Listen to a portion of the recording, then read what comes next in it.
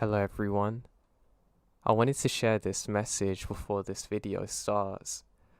Now this is something that I actually wrote about around a week ago on my community section of my channel on my Instagram, but I didn't put it into a video and I wanted to. If you don't want to listen, then you can just skip to the start of the stories, and the link for that's in the description below. So I'll read through it and elaborate more on what I wrote. In life, the most important step that you'll take is the next one forward. No one is going to save you but you, so it's up to you to be the hero of your own story. No matter how dark it gets, you have to accept everything for what it is and keep moving forward. There will be brighter days, and your success will be as great as the odds that you overcome. You deserve to be happy and owe it to yourself. Honestly, one of the hardest things for me to do is to put out my demons/fears publicly, but I know that it's going to help people, so I always will. I'm my own biggest enemy and struggle a lot more than I admit, but I accept everything for what it is and understand that life is one big mind game that I'm playing on myself. If I give in to the victim's mentality, nothing will ever change for me. I want you to understand, no matter how bad your situation is, you can overcome anything and get to brighter days and get what you want. I struggle with depression and anxiety on a daily basis, to be honest, but have overcome my darkest days where I was as low gets. If that's you right now reading this or listening to this, understand it's possible to overcome what seems like impossible odds. I know because I have done it, and I didn't think it was possible either. If you're struggling, know that you're not alone. There are people out there who will love you that you've just never met yet. Even if it's only me you're aware of who suffers too and loves you, know that there's always me no matter what. I believe in you, and I know you can do anything you want. You're stronger than you could ever imagine and have untapped potential. And if you're struggling, it's okay. Seek out help where you can and keep going. It will get better, just don't give in. Remember to set goals and have purpose, structure and regular exercise if you can. You're stronger than your demons and don't realize it. I love you. I guess I'll dive right into what happened and not bore you with the unimportant details. I was hiking on a trail I'm very familiar with, and because of changes in the weather, I decided to leave the trail and cut through the woods. I wanted to try and get to my car before the downpour, and I knew this area like the back of my hand. Before I knew it, I felt very strange and disorientated. Nothing appears familiar. I'm not sure if the woods seemed to be silent before or after I felt this way, but I become undeniably aware of how silent everything is. Oppressingly down, really suffocating silence, and my heart begins to pound as I stood in place, and it felt as if the woods are spinning and closing in around me. I felt like I had nothing I could do, or anything that I could comprehend. It's when I start noticing something about 15 feet in front of me. Now, it was 10 feet high and 8 feet wide, and a distortion. It was like something was bending the light and moving towards me like a fogged up mirror, almost, but with no definitive shape. But it was moving with purpose and intelligence, and would be completely unnoticeable if not for the distortion. I turned to run and realised another was behind me, the same size and shape, almost about. Then I realised there's at least 4 more of these moving around me. I'm trapped. What I was seeing in my brain could not make sense, and I'm in utter shock and panic. I back up against a tree because I'm so scared. I curl up into a fetal position, pull my hands over my ears because they began ringing, and it's a deafening sound. I close my eyes as these intelligent cloaked things moving around me. I saw a white flash, like what happens if you've ever hit something very hard or been punched well. My ears were ringing, and I see flashes, then nothing. I woke up to the rain falling on me. Hours have passed. Everything was normal and I knew where I was. I gather myself, check for injuries and realise I'm completely fine, and drive home. I can't make sense of what happened. I've googled similar events but not found anything like what happened to me. I stumbled across stealth cloaking technologies used by the military, and the technology is primitive compared to what I saw. And there was, I don't know, something very organic about what I saw. Now, I don't know if anyone's experienced something similar to me, but I need answers. Update. It's really hard to answer everyone individually, but I'm definitely going to be seeing the doctor tomorrow, but I have no history of seizures or other health issues. I'm in my 20s and fairly fit and sound of mind, but I want to make sure. Now, the headaches and blurry vision have only been an issue since the incident. I've never had migraines before, and these things had no definitive shape to them, and they were very large and moving with purpose and intelligence. Now I could smell something which I thought was my brain frying from how loud the sound was and how intense the situation was. Now I crouched down with my head in my hands, kneeling in the fetal position out of fear and panic before I blacked out. When I closed my eyes, I can see the less than 5 feet away from me. I can smell a sulfuric metal type smell. Then the flash occurred that was blinding and I woke up afterwards. I was considerably dry even though it was drizzling when this occurred, and when I woke up, I realised 4 hours had passed and it was raining heavy, but I was pretty much dry and I can't explain it, but there was some sound during all of this. I won't lie, I'm shook up and freaked out. I'm trying to make a rational assumption out of what happened, but I really can't.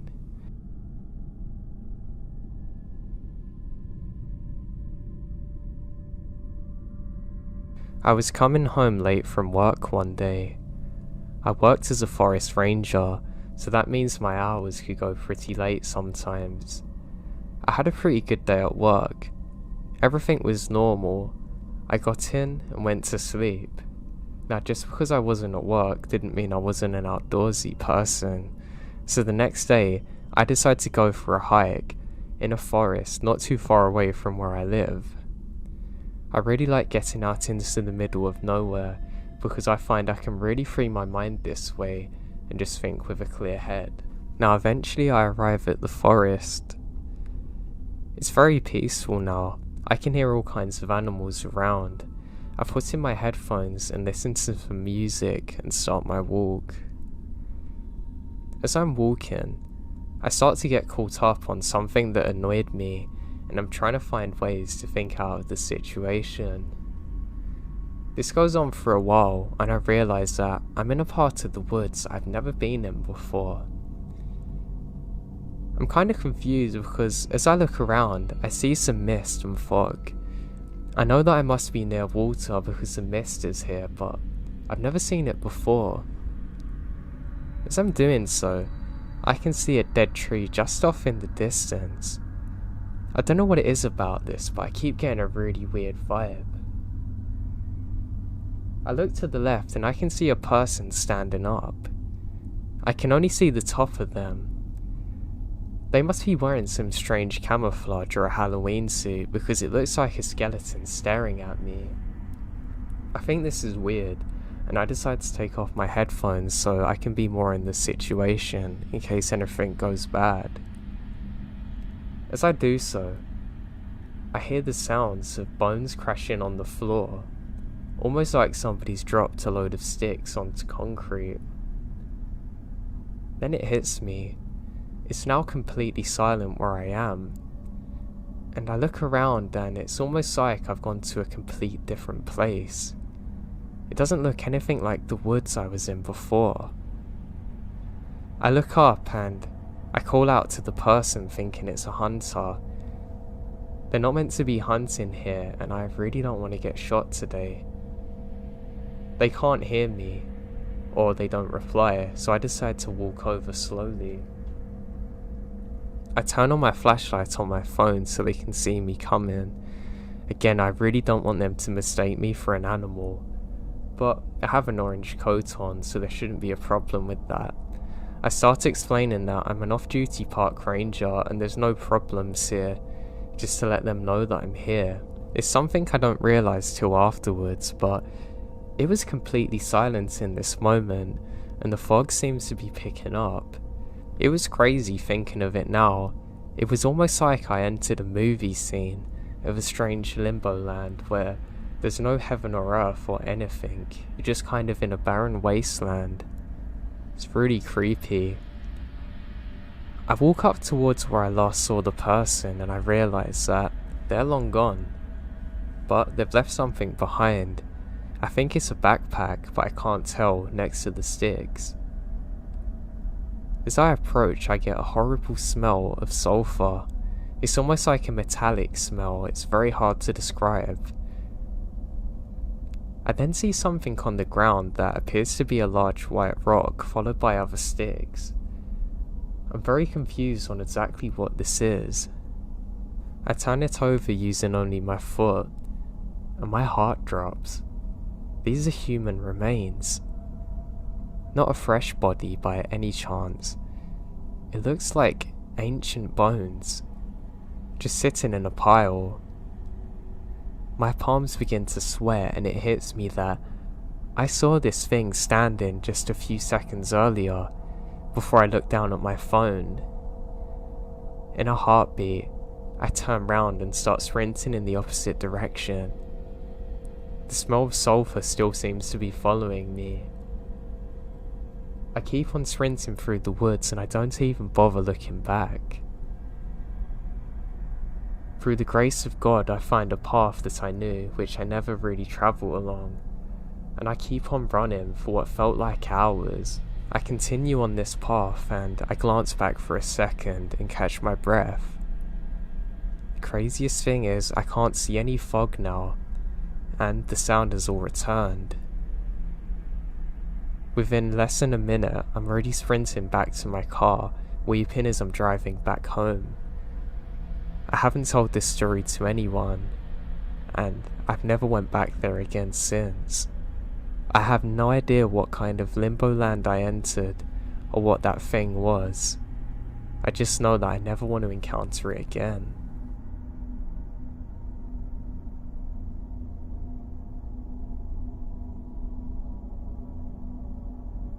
I'm staying in the Pigeon Forge near the Smoky Mountains right now, in a cabin in the woods. There's other cabins nearby though. I was deep asleep last night and my boyfriend was still outside in the hot tub, and he come inside yelling for me to wake up. He said that he started hearing something big moving around the forest. He thinks it's a bear, but he shines his flashlight, and it was like something small moving through the grass that he couldn't see clearly. There were multiple of them, but they were covered by grass and moving in different directions. He only saw one, but it was a little ways in the distance, and he described it as long and tan-coloured skin, slithering around, very fast but gracefully. They're clear as day, and he heard a woman scream saying, "Help me someone," but there's no one around, and it's the weirdest thing he'd sound like it's not a real person, like it's rehearsed or a recording. He couldn't tell where it was coming from. I have no idea what he saw.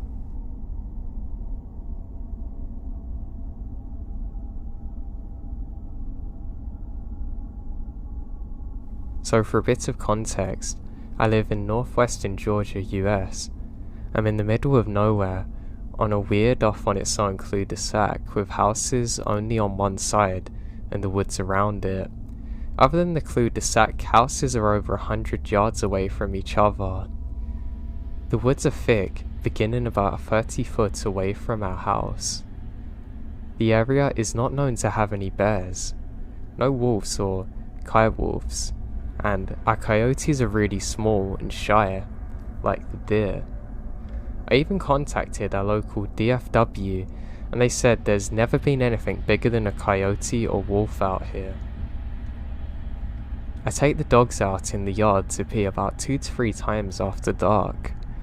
I put them on a split leash and normally wander around the yard for a bit to let them find a spot, but that's come to an end, and I don't dare step off the patio now.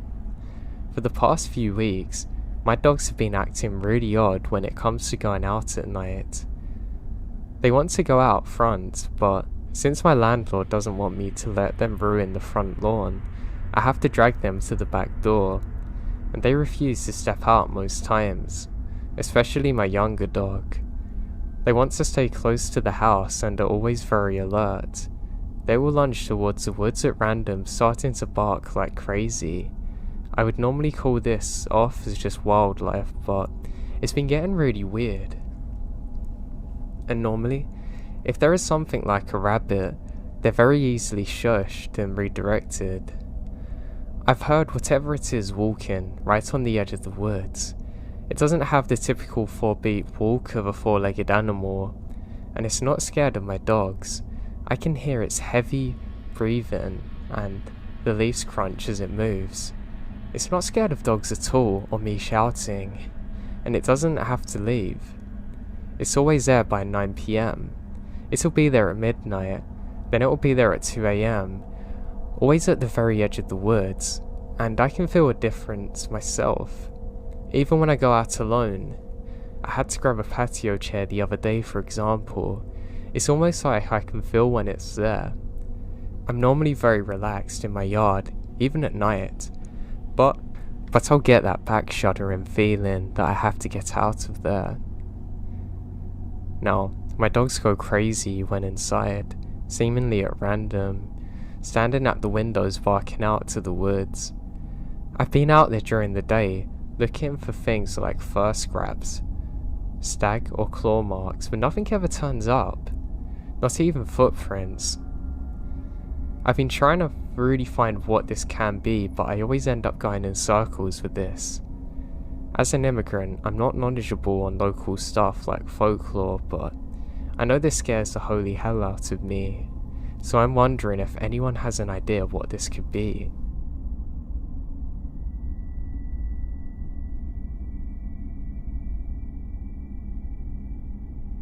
To lay the scene, I'm from a small town in Florida, very close to the coast. It's a commuter town, and it's usually pretty quiet at night, but since the state shut down, people haven't been so eager to get home and go to bed so they can get to work in the morning. But I work in the service, and still work just as much as though nothing had happened. I see a lot more people out at night having parties or driving around at weird hours. So one night, my dad picked me up from a closing shift. We decided to take the back roads to get back, because it's faster. It's still fairly inhabited, with houses and a church and a high school on the way, but it's poorly lit. It was an uneventful ride. We're just going like normal, talking, catching up on the last hour or two of my day, until we made it to the final turn onto a stretch of road besides the church. In the middle of the road was a creature, and physically it's very large. It was covered in thick black fur, and for reference on the size, my dad drives a 2005 Dodge Ram. The headlights just reach his shoulders and it has skinny legs. It's hunched over and dragging one of them behind, and they curve outwards, which made me wonder if they're supposed to, or if it was severely bowed. I can't think logically of any animal it could have been, unless it was massively mutated or deformed, but it doesn't make sense. When our headlights hit it, it sunk to the ground, screamed and ran into the woods. The screams were high-pitched and wet, like it was gargling. I saw it stumble off the road and hit a tree before screaming again and disappearing. My dad stops the truck and gets out with a flashlight. We only stayed for a few minutes as we're both pretty shaken. We looked for blood or tracks, but there aren't any. But what I remembered is still how weird it was seeing the side of the road and the truck covered in white sand, even though we're not close to the beach. We got back in our truck and went home, and my dad refuses to talk about what we saw that day. I have no idea what I saw.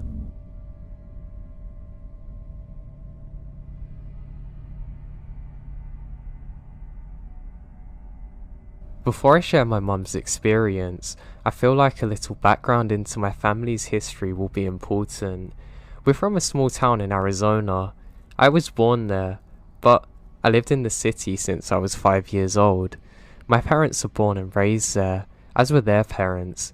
The town has a slew of paranormal activity, maybe having something to do with it being an old outpost of some port for Spanish soldiers during the war. I don't honestly know which one. It was several hundreds of years ago.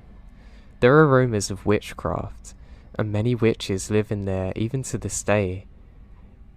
It has a cemetery on a hill that is so old, it's been condemned. You can literally fall through the ground and through an old coffin if you venture there, and the graves are so old that the remains are piles of rocks. There are no makers of any kind except for a few splintered across rotten wooded crosses. The house that my great-grandparents lived on was built sometime in between the mid-1800s. My mum grew up in the house next door. Many relics from the war have been discovered in this town, and when my mum was a preteen, she says her neighbours, who are extremely poor, discovered a chest of Spanish coins, both gold and silver, while digging a new septic tank. They become very wealthy overnight and moved away, but according to my mum, the family's still very well off. My family has somewhat of a dark history on my mum's side. After her grandparents both died, her mum was cleaning out their house when they discovered 2 voodoo-type dolls that they believed were responsible for her parents' deaths. That, however, is a story for another day. I'm just going to try and give you a bit of background info, and that was it. So, my mum's always been ultra sensitive. Her intuition is almost always spot on. She has spent her life hearing and seeing apparitions and spirits, even from a young age. She also dreams about all sorts. Some of them about people who have already died, some predicting death, other significant events in her life. She passed some of these traits on to me, and she says I am also sensitive based on my dreams and experiences. But that's another story for another day. She has told me several times of a dream that she had while spending the night at her grandparents' home. Now I'm retelling this by memory. She said that there was something significant about that day or night that she can remember. She was about 13 years old at the time. She went to bed around 9, which was normal, after helping clean up the kitchen after dinner. When she stayed there, she said she always slept in the guest bedroom, and since all her aunts moved away and had their own families, she's there all alone. The dream started as if she had just woken up in a strange place. She said that immediately, a pungent musty smell hit her nostrils, and it was so dark that she could hardly see her own hand in front of her. When she lifted her hand to look at it, she noticed the sounds of a chain rattling, and felt something cold and heavy on her wrists.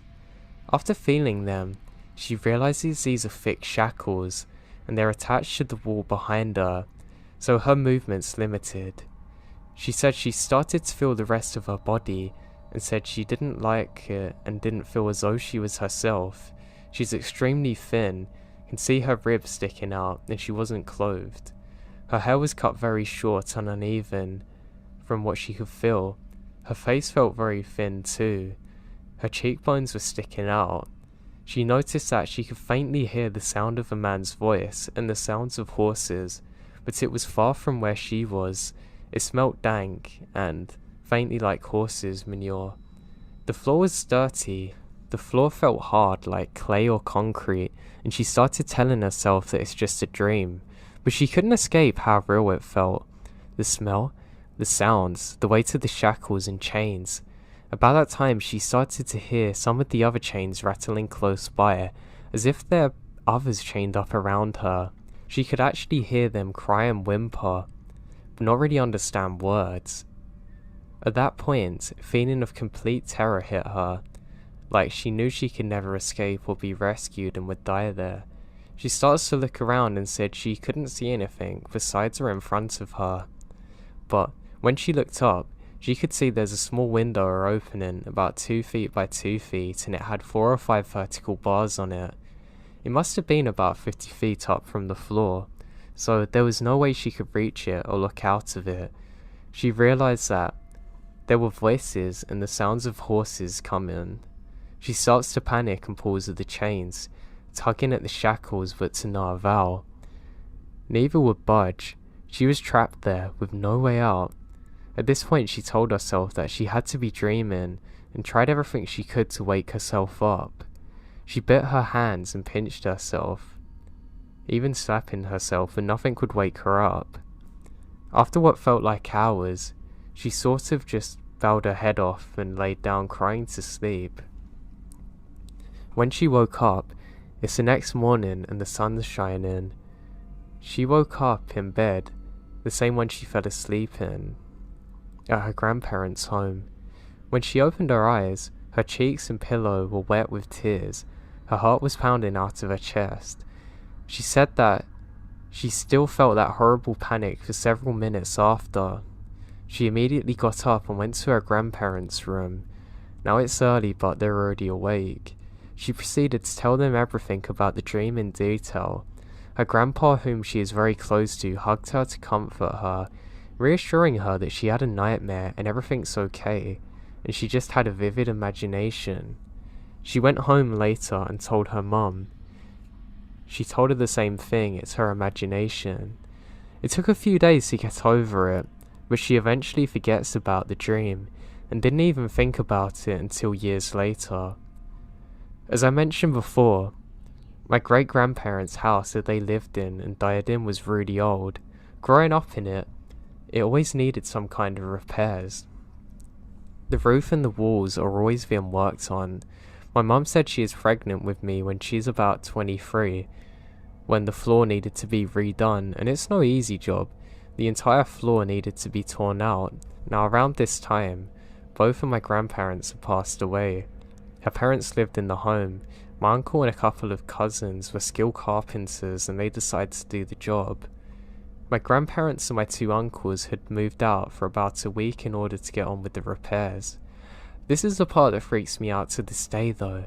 My grandma said the floor had never been redone up to this point, so she doesn't know when the original floor was made. What they did find, however, has remained a family secret for 40 years, but to this day nobody speaks of it. When the floor was completely torn out, my uncle expected to find dirt underneath. Instead, it looks like a boarded up cellar. It was empty, but there is nothing in the opening in the corner that resembled a shaft of sorts. The cellar floor was made of some type of old wood that's rotted, so they decided to tear it up as well. There wasn't dirt under the floor either, but another room. Apparently there's 4 floors underneath in total. All of them are pretty empty, besides some old saddles and horses' shoes, and some old wine bottles, that sort of thing. But on the very last level, deep underground, there was a room with a dirt floor, with shackles on the walls and some skeletons bound. Their actual bodies underneath the house. According to my mum, my uncles and cousins get really spooked, realizing what they've covered up. They don't want to disturb the bodies, so they build a new floor and don't even speak about it. When word reached my mum of what had been found, she immediately thinks of her dream. She knew what she experienced and that it must be linked to that. As for the house, it's still there. It is actually occupied by my grandma, well at least up until she passed, back in 2014. The property still belongs to the family, but the house has been condemned as the roof caved in a couple of years ago. All I know is that if ever who inherits a house tears it down, they're going to be in for a really big surprise.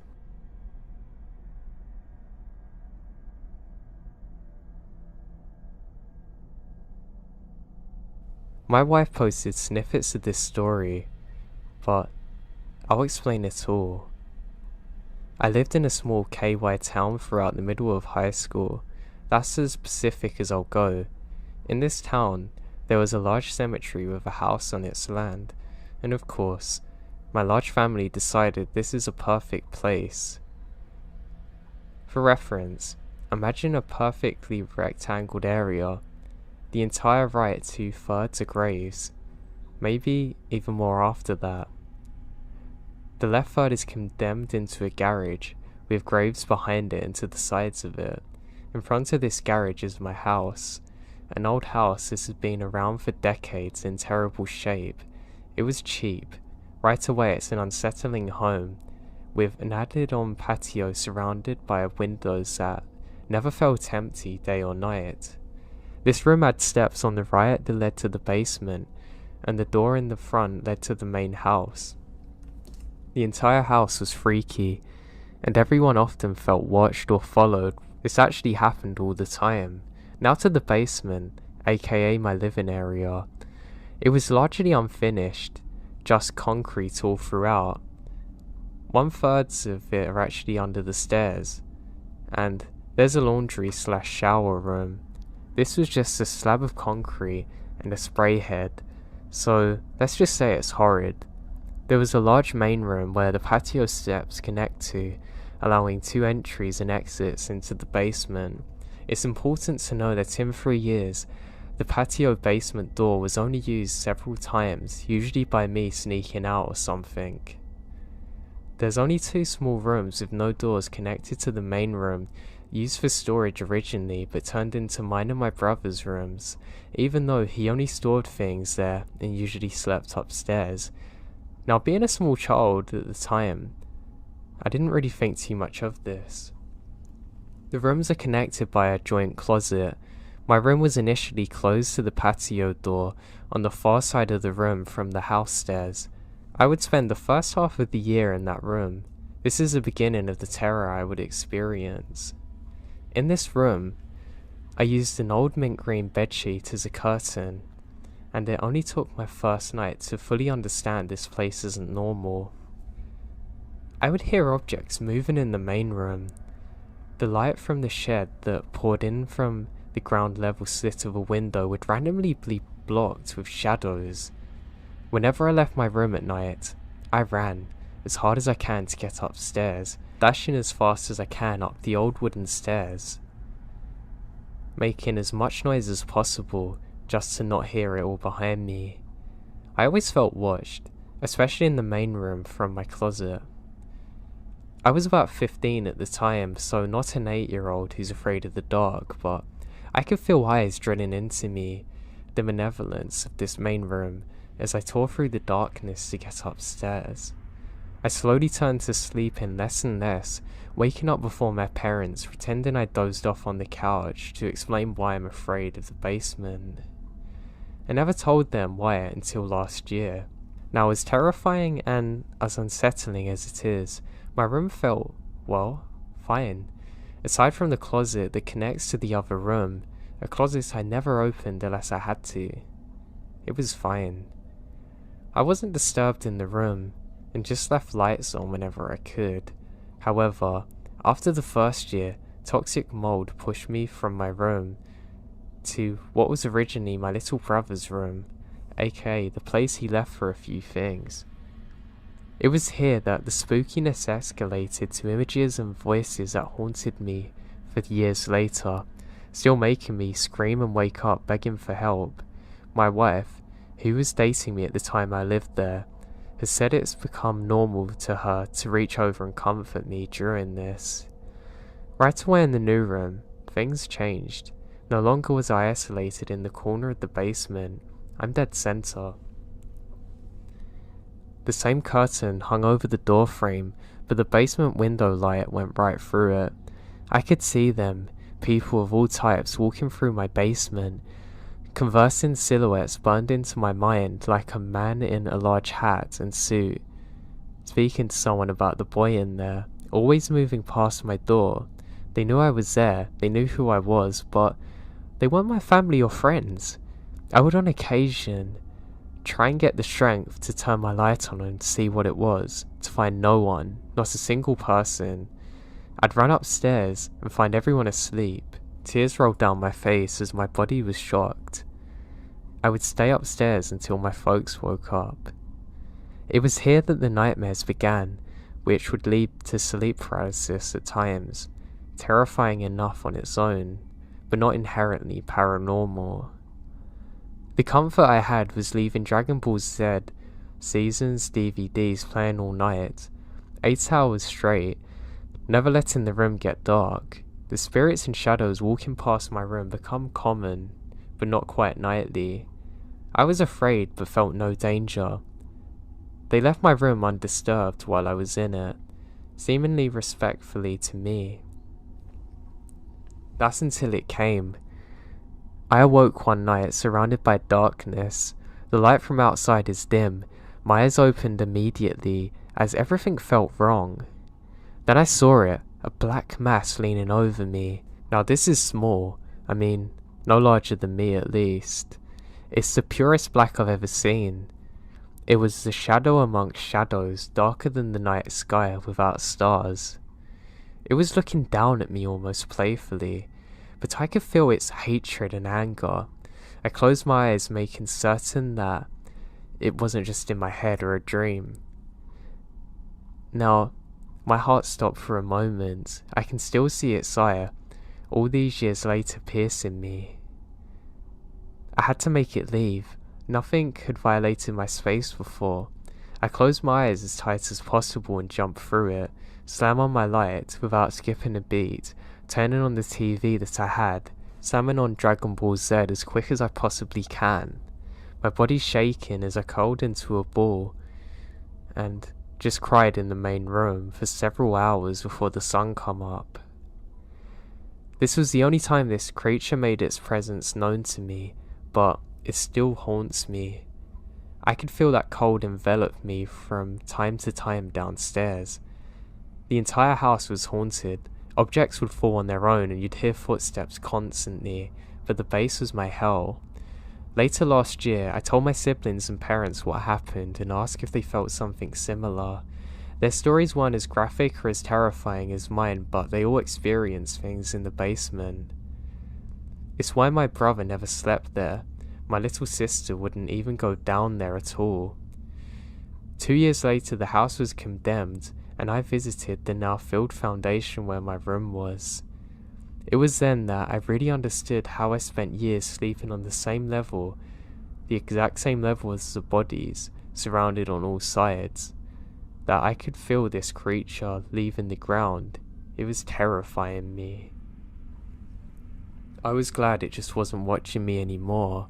My wife was convinced for years that it attached itself to me, but that's for another day. I'm just glad it's gone now.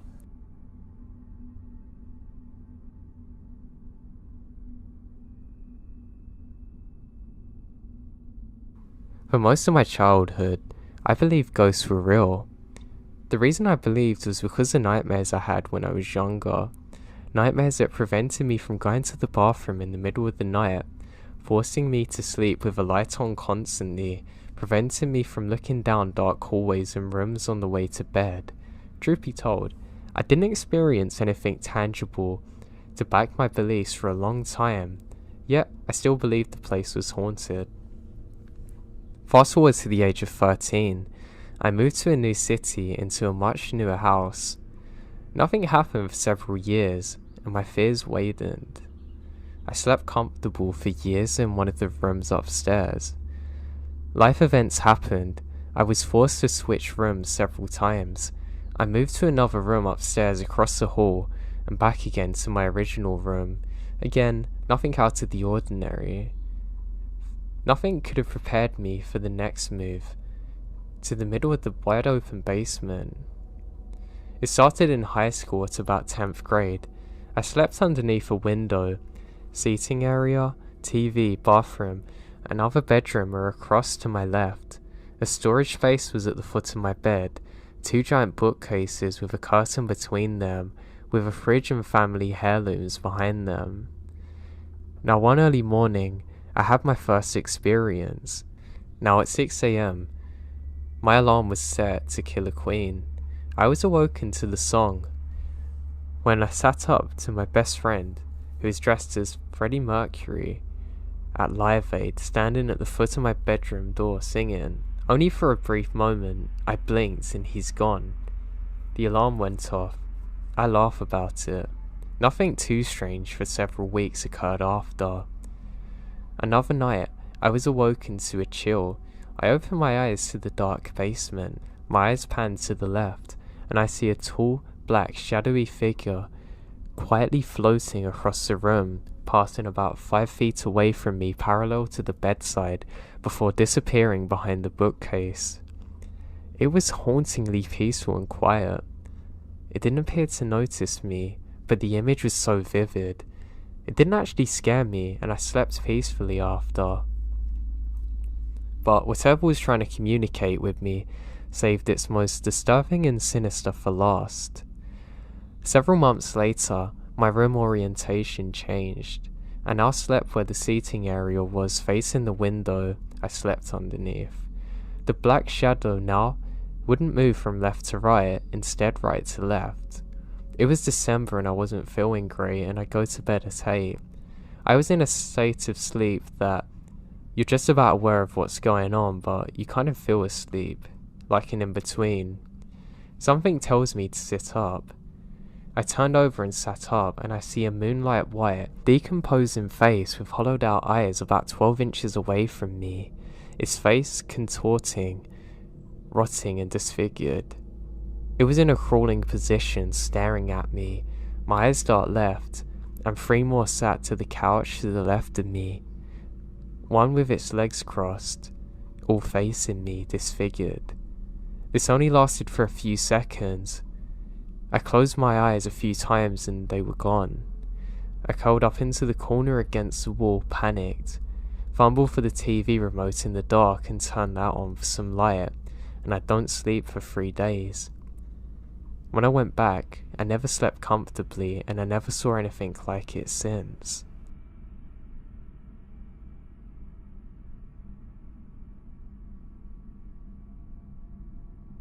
The weirdest thing that ever happened to me in my life was a week ago, and caused me to move out of the house I was renting. Now, this house I was renting was ancient. It must have been at least 100 years old. It had a creepy basement that I never went into. Well, never unless I had to. I stayed there happily with my wife, but she was away for work during this time. Now, a week ago, everything's going well, and I'm peacefully asleep in my bedroom when I hear somebody calling out my voice from the basement. It's my wife's voice. I'm very confused, but think she's come back and is in some kind of danger in my confusion, so I get up quickly to head down there.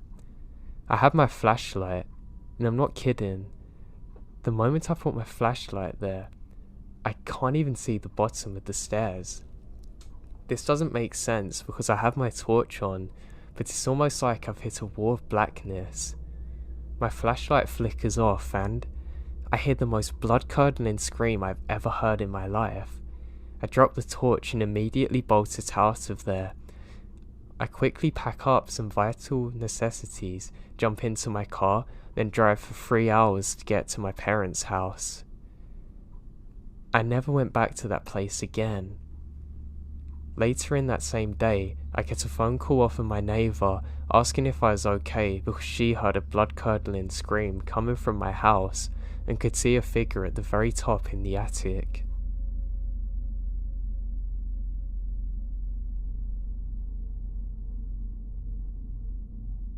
This occurred to my brother. My house was built in 1904. It's a single family home, wooden frames sitting on a concrete block foundation. I've been living there for about 18 years. Of all the weird things that my siblings and me have seen or heard is all down to this one event and is very vivid. About 15 years ago, my brother and his best friends had started a garage band playing mostly Spanish rock, alternative music but in a Spanish language. His friends could only get together on Sunday afternoons. They would practice in the evening, and they would usually call it quits by about 8 p.m. This was the time I usually showed up and went to bed because I worked the graveyard shift. I usually only slept for a few hours before heading to work. This event happened in late fall, so the days were getting shorter. They had just finished a long session when deciding to head to someone else's house came about. My brother headed to his car keys and gives them to his buddy so they can load up all their equipment. Everyone filed out of the basement. The tricky part was that they needed to walk all the way back to the basement, up the back stairs, through the kitchen, down the hall, into the living room, and out into the front where there's a porch. Everyone's outside sitting in my brother's truck waiting for him. My brother was walking up the stairs when he remembered that he left food in a container sitting on a speaker in the basement. He made the decision to go back. Now the basement is not clean. Now the basement itself is full of sight lines. There have been partitions made. The boiler and the main heating unit are right smack bang in the middle. So after my brother walks back, he's about to retrieve his food container when out of the corner of his eye, he sees it. A shadowy figure right at his peripheral vision. The feeling of dread and uneasiness washes over my brother. We had been taught that if you're in the presence of a spirit or a ghost or you get a bad vibe, to very quickly pray or cuss at it. My brother chose the latter and basically swore at it. My brother turns around, not glancing in the dark corner. He starts to walk back towards the basement and briskly up the stairs, closing doors and turning off lights as he was walking out. The last light switch is on the opposite side of the front door. Now luckily the door was open and the light from the street lamp was flooding in the living room with its amber glow. My brother said he felt something at his back just as he walked out the house, but at no point did he want to turn around as he flickered the last switch in the living room and it goes dark. As he stepped out, he pulled onto the door, closing it behind him. He's still holding his canned food container in one hand. He jogged down the few porch steps, walks towards the front gate. Our house resides far from the main street, essentially having a large front yard but no back garden. As he gets close to the gap between himself and his friend, he kind of smiled as he thought everything was over, and he's annoyed that he's scared of nothing, thinking it's in his head. He then climbed into the driver's side of the truck, putting on his seatbelt and getting ready to pull out of the parking spot directly in front of the house when one of his friends says, "Hey, wait, what about your brother? Isn't he coming in with us?" My brother answers, "What do you mean? He went to work earlier in the night. He's already gone. Do you not see his car?" They all stared at him with disbelief, saying, "Then who is walking behind you then?"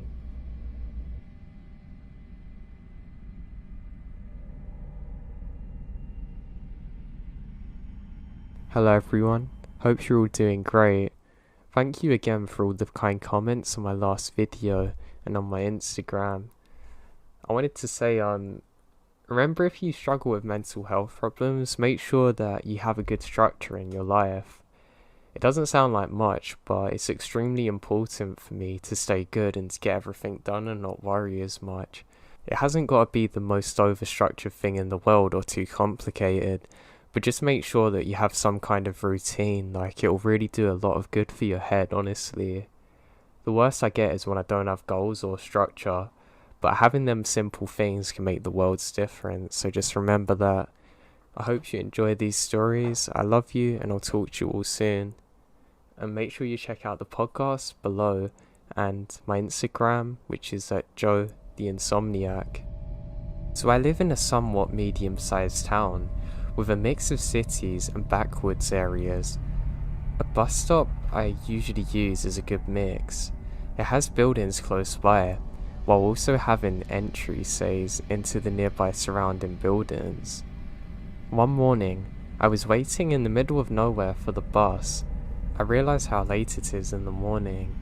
I get annoyed and decide, since I was bored, I would go into this little walkway/trail that's nearby. Not all the way, just enough to where I could be secluded by the trees. After a while of checking my phone, I hear the bus stopping a little way from me. I head back to see if it's there, and I get a fight or flight response that was very intense. It's like a gunshot.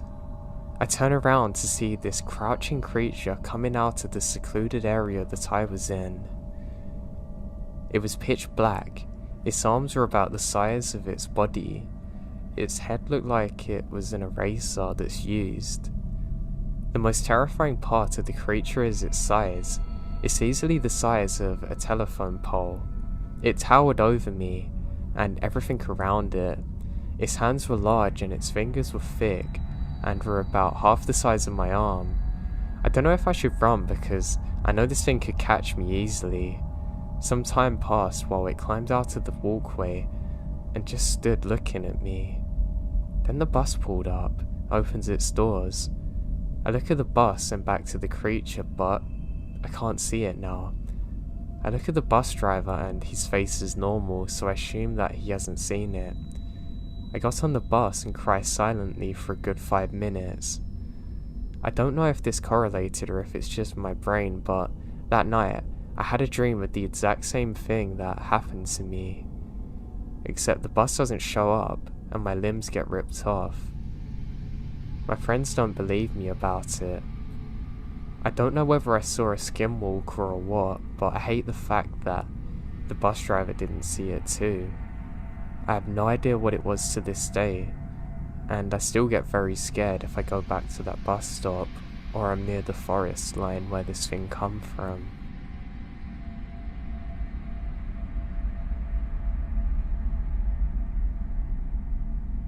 I was camping in the middle of nowhere in Washington near Mount Rainier.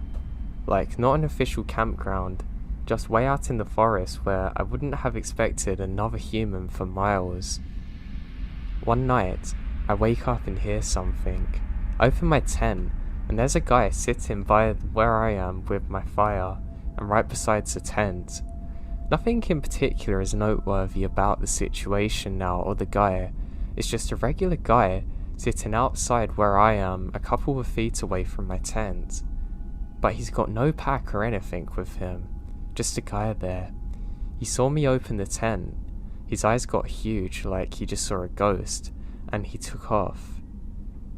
It shook me up pretty badly, but over the next day, I managed to put it out of my mind fairly well after writing it off as just some odd occurrence, and somebody probably off his head or something. And maybe it's a coincidence he's near me and he got lost going back to his campsite. Then, 2 days after that, and 10 to 15 miles away in totally random directions that nobody could take the same path as on accident, I was sitting by the fire that night and started hearing noises that got more and more convincing that a person's there. I call out to them, and out of the darkness someone was like, "Do you know how to get the bell crown?" I said no. I didn't even think it was a real thing. They kept talking just out of my line of vision. I tried to see them with my flashlight, but they yelled, "Aim that away," and that kind of spooks me. After like 15 minutes of being very freaked out, and them talking and asking completely random questions from the darkness, it sounded like the voice had gotten closer, so I shined my light again, and it was the same dude who'd been outside the night before. He had to have followed me for almost 15 miles in 2 days, this means. It's not an accident. No way, it's impossible. And as soon as my light hits him, he takes off again. I start to chase him, but didn't want to get lost in the wilderness in the darkness, so stopped quickly after probably 100 or 200 feet. This one couldn't be written off now, because the only way he could have been in both places is specifically if he was following. I decided the trip was very, very unsettling and hike back over the next 3 days, constantly doubling back, trying to throw off anybody from following me. I occasionally hide and see if anyone's there. I really can't describe how terrifying it was to feel like I'm being hunted through the woods, and to actually have to brainstorm on things I could do best to avoid potentially being murdered on. On the first night of hiking out, twice I heard what sounded like a person walk in circles outside my tent, but by the time I mustered the courage to look, no one's there. On the second night, I heard what I thought was an animal making noises in the distance, but slowly decided that it sounds more human. It could have been somebody pretending to be an animal though, but it really sounded like a person making howling noises. I almost cried when I finally got back to the car because the feeling of relief was so strong. To this day, I have literally no idea who this person is or why they were following me, and I don't understand how they were surviving fine without any backpack or tents. That's what scares me the most. They must have been out there for a while. I hate to think what would have happened if I fell asleep with them around.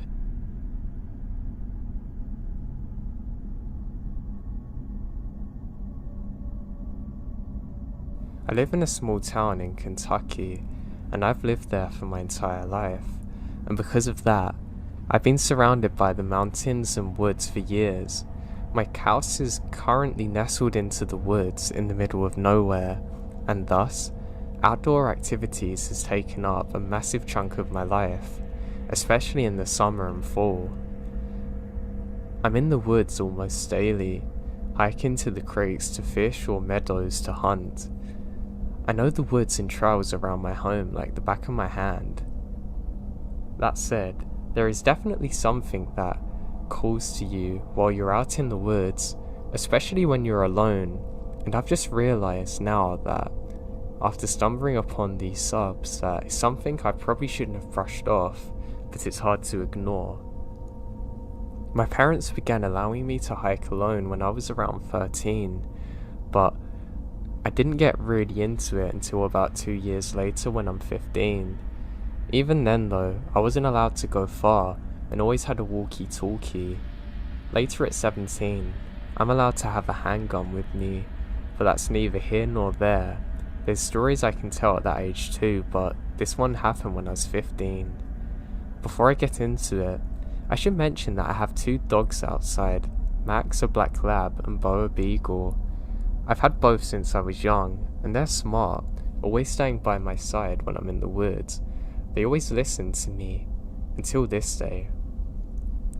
I'm hiking a trail that runs up beyond my aunt's house, one that I'd hike in and out of during the day. Now I just get out to enjoy the woods there really. It was in October, so the weather was cool and hot, and I'd been hiking for about an hour. The trail comes out on a spring that runs down from the top of this particular mountain. It hadn't rained that day, so the spring was mostly dry and covered in leaves. I remember looking up the mountains, which I'd never liked to hike to the top of before, but I had this strange call. It wasn't really a voice, but an urge that I can't ignore. Keep in mind that I'm a very timid person, and hiking unfamiliar trails on my own freaks me out to this day. But that day, all my fear had dissipated. I begin hiking higher and higher. My dogs are following. I don't even know how to describe the feeling that came over me, but I just remembered staring down at my feet and feeling at peace as I climbed. There's a moment when I stopped to look out at the houses below. I'd never been so high up. Remember, I felt amazed. I took a picture on my phone, and then I look around me for my dogs. Both had already run off and Max was following. I called out to them frantically to stop, but they don't listen. They disappear. At this point, looking down at the mountainside, I'm very afraid. Then I look back uphill, and it came over me again. I keep hiking. I can't stop. Eventually, I heard my walkie-talkie crackle. Everything was distorted, and I couldn't make out any words. I assume now I was just out of range to pick it up. But back then, it freaks me out. Whatever come over me had now stopped. My dogs were still gone. Panicked, I began running downhill. It's a wonder I don't get hurt. As I near the wide section of the spring near the bottom, my walkie-talkie picks back up, and I heard my dogs running downhill behind me. I gone home and mostly forgotten about it. I just told myself that I'd been lost and to be more careful. Now fast forward many years to now. I still hike. I commented a short version of this before, but saying I'd add more, and there is more. So last year, I hike up to a cave behind my house. This is something that I've done a million times before, and then I started following a trail that I'd never fully explored, just out of curiosity. Bo was ahead of me as per usual, but when I call back to her, she comes.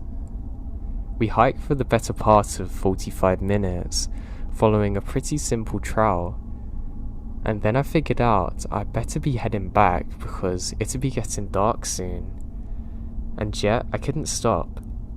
I kept telling myself I'd go for a little bit further and a bit more.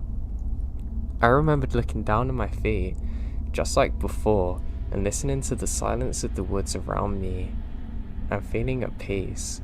It felt so easy just to go deeper, and so difficult to turn around. Bo felt the call too, because even after that, I did break out of it and turn around. And then called her back, and she wouldn't stop. I had to catch up with her and physically turn her around and pet her before she'd come with me. Now these stories really worried me. What if I didn't stumble? What if my mum hadn't decided to contact me at that moment? How deep would I have hiked, and what would have waited for me in the depths? I don't know what's out there, but I do know this. The woods definitely called me.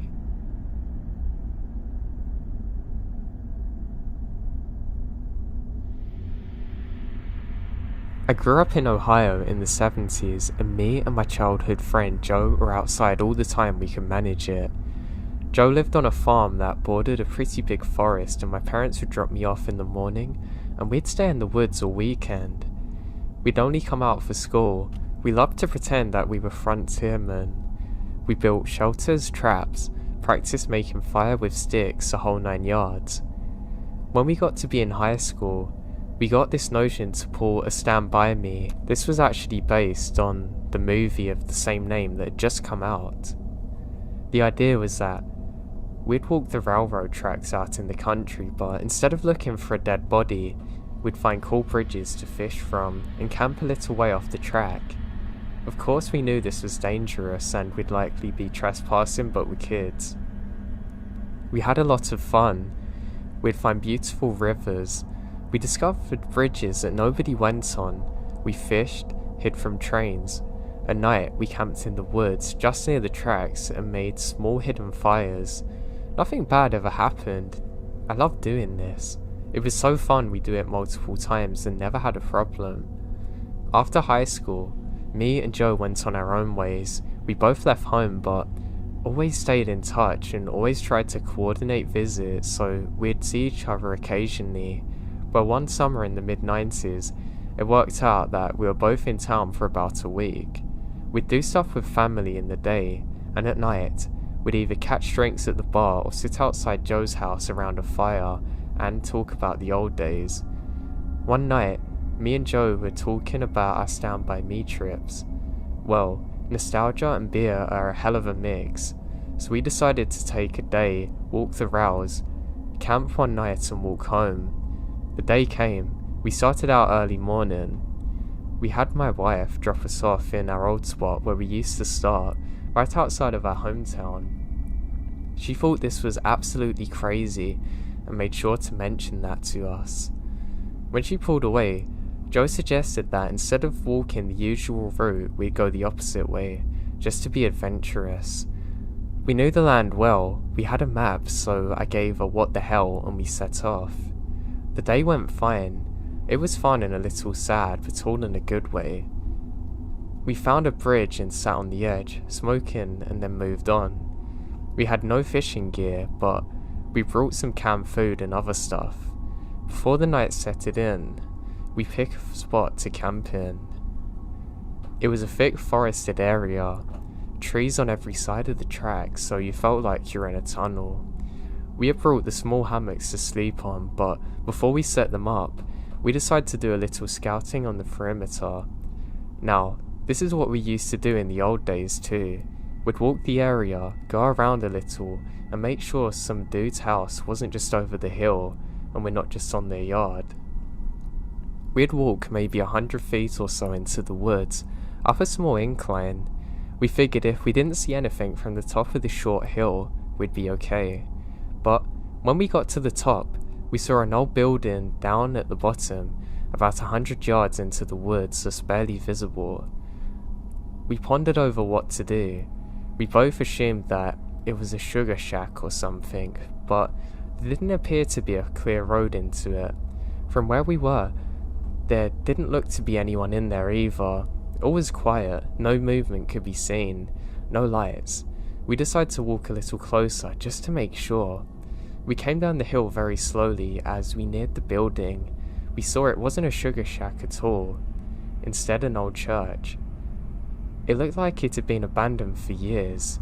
It was a squat, sagging building, and the wooden planks are almost black from years of moss and rot.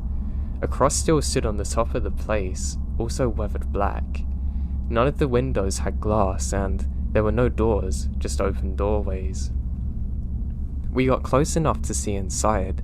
There were rows of pews and a build-up section in the front the preacher would stand on.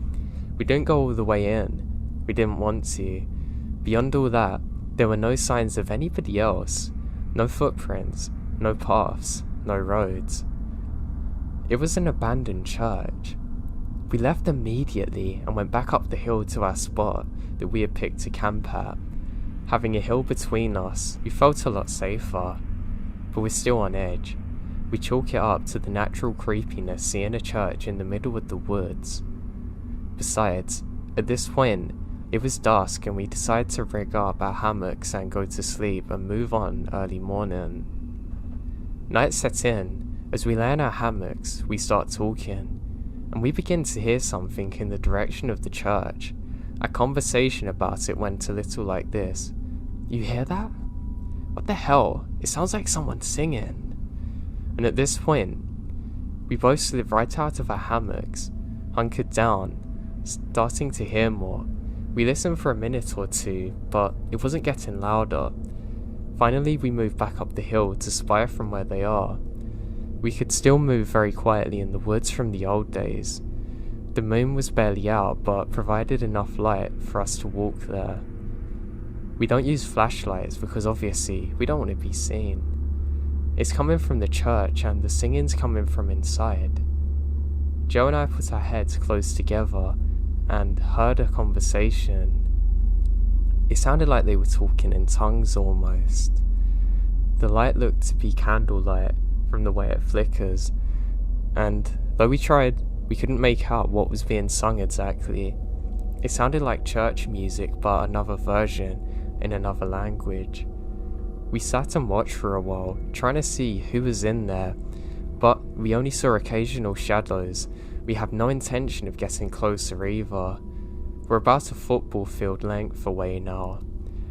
The singing continued and then stopped. After that, a booming male voice began to chant. I was already freaked out, but this voice thoroughly scared the life out of me. It sounded like some Old Testament preacher you'd see in movies, but they were speaking a different language and we can't get a word of it. Eventually it got to where the male single voice would say something, then another lot would answer in song. This lasted for a while, then they all broke out into this long sustained wail that just kept getting louder, and it's so disturbing. At this point, I was getting ready to say, "Let's get out of there," but Joe says, "Hey, they're coming." And we get far enough away that we couldn't really make them out well, but what we could see was a line of people seemingly coming straight towards us, still singing. We book it down the hill to our campsite, grab our stuff and ran to the tracks.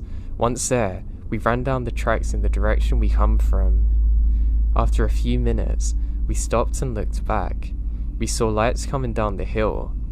They were moving erratically, like whoever was holding them is shaking. We continued to run in spurts and walk as fast as we can, eventually seeing the lights and the end of the road. By our map, We knew a small town was about 15 minutes down it. As we walk there, we get to a 24-hour gas station and call my wife to get us.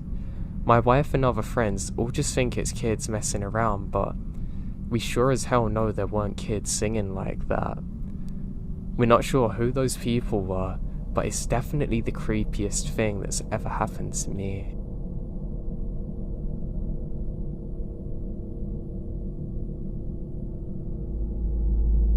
When I was 19, I used to love going for early morning runs alone in the woods outside my college campus. I never saw another person on my trail, and I really enjoyed the silence in the early morning. However, one day, I was feeling unwell and decided to stop about halfway in. I was relatively close to the outskirts of the woods. I kneel over and got sick. I then hear snapping and crunching behind me and turn and see a guy running right towards me in all black, seemingly out of nowhere. He's definitely not out for an early morning jog like me. I can't describe the feeling of dread that washed over me as he silently quickens his pace towards me. I pulled myself together and ran out there as fast as possible. I ran my first and only 6-minute mile that day and never went to go in them woods again.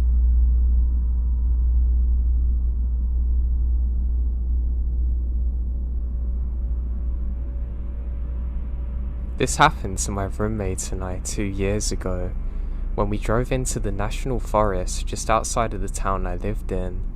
We go to a small college in New England, about 3 hours away from any major city. For context, this forest had quite a few urban legends surrounding it, and the local community, although they'd go there often, having a lot of superstitions about being safe there and what you need to do.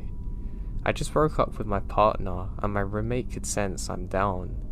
Finals are around the corner, so she decides to help me get out of my mind and suggests we go to a few spots there that she's found and just chill and de-stress. We took a couple of beers with us and drove to this secluded spot in the forest. From the moment we left the main asphalt road into the forest, I saw a couple of things that unsettled me. You could see the abandoned houses of a ghost town from the higher ground that the road is on, and we saw this old doll hanging from a rope on a tree. Creepy, but we didn't really give it a second thought and kept driving. We got to a clearing and parked our car behind some trees, popped open the back of our SUV, and started just talking, playing music. About 10 minutes into this, 2 cars appeared on the road and parked in the clearing. My friend doesn't pay attention to them. Instead, she keeps talking, but I was facing them from where I sat, and I couldn't stop seeing what they did. A guy popped out of the car, another does too, and they talk, and then I saw them take out a long object covering dark plastic bags from the back of the car. This is when I noticed one of them has a gun, not like a shotgun either. They then start lighting the bag on fire. I tell my friend to get down. She turned around and saw them for the first time, black smoke rising from the bags, and between them, trying to keep my head down and steal glances as I saw them take out another object. I heard them shoot at it before they set it on fire. I don't know how long my friend and I were laying there in silence, but definitely long enough to let the terror sink in. At this point, I look up and saw they're pointing at our car and they start walking into the woods, maybe trying to follow our tracks or find us. All I know is that right then, I told my friend jump into the driver's seat and we gotta make a run for it. I shut the back door between that and the car starting up. The guys hear this and actually start sprinting towards us. We went over a hill and drive as far as we can to try and get safe, then into the neighbouring town and roamed around for a while, just making sure we're not being followed. That day, we tried to make fun of the whole situation and got drunk, but started crying because we saw something we shouldn't have, and we were in grave danger.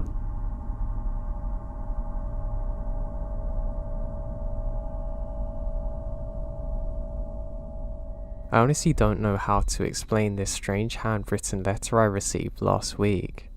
For my backstory, my family and I have been staying with my parents for 3 months because I've had some health problems.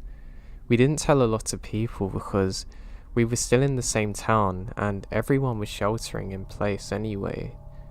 Last month, my mum told me I had received a letter in the mail and I could tell by her voice she was irritated and intrigued.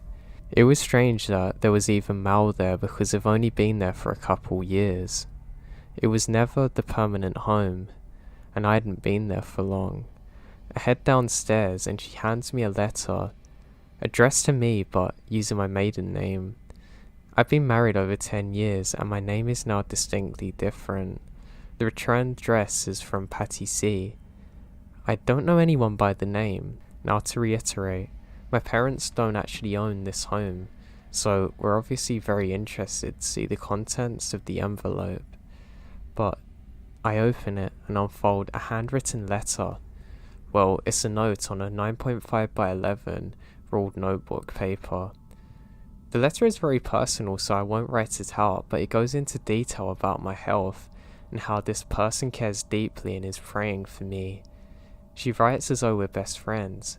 At the bottom it's signed with PS to call her any time. Now my mum and I are so incredibly confused and concerned about this person, and I decide to call the number, and a woman picks up and I ask for Patty C. The woman pauses and sighs and explains that her mother, Patty C, died a 1.5 years ago. I immediately apologise, about to hang up. More bewildered than ever, when this woman asks why I'm calling for her mother on her cell phone. I'm not sure what to say and stumble through an explanation about receiving a letter. Kim is silent for a while, then says she's only had this cell number for 6 months. Well, after her mother's passing, I apologise again and say there must have been a mistake. My mum and I decide to Google the address and it's a small public park in town. I'm so confused by this, like honestly, I have no idea what this could be or what it means.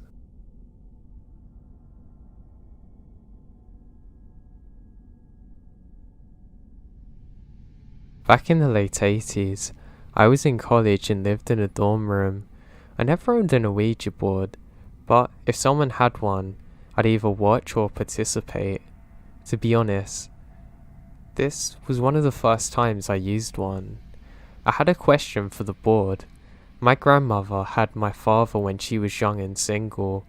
That was a big deal in the late 1930s. When she found out she's pregnant, she ran away from home, dropped my father off at her parents' house when he was 6 months old and left, coming to visit less and less frequently. By the time he was 5, she never come back at all and disappeared. So my father was raised by an aunt, never really knew his mother, and didn't have any idea who his father was. By the time he's in his late 40s, he wanted to find her. Lots of dead ends, and this was frustrating. Anyway, that night, I asked the board if my grandmother's alive and it said yes. I asked if she lives in my home state, the board said yes. I asked if she lived in my hometown and it said yes. I say what street she lived on. It spelled out the name of a street. I'll just call it Washington Street. The real name was very uncommon. Now at the time, I wasn't really sure if there was a Washington Street in my hometown. Turns out there was. No, Grandma didn't live there, but 2 years later, my father found his mum. She lived in my home state, in the town of Washington. It wasn't the street name, it was the town name. But how messed up is that? More than 30 years later, I still have no explanation for this.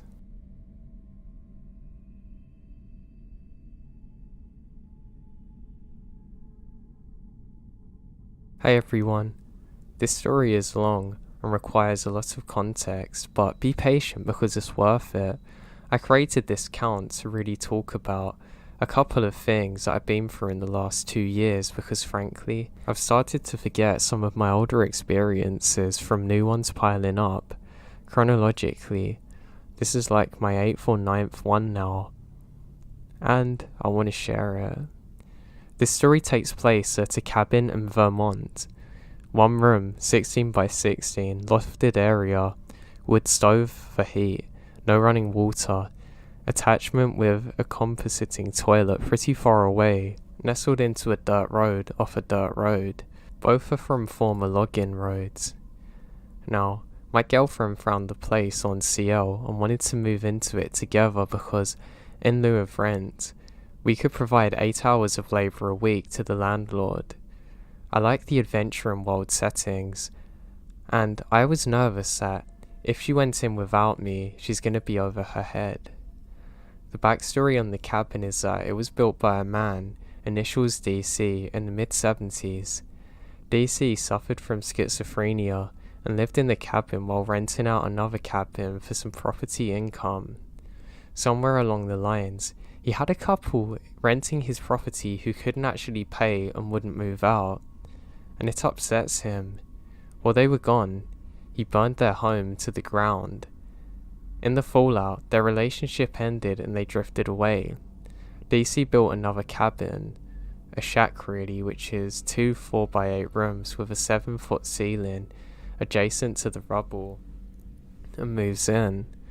I assumed that was so he could rent out the larger cabin, but no one I spoke to about it could actually confirm so.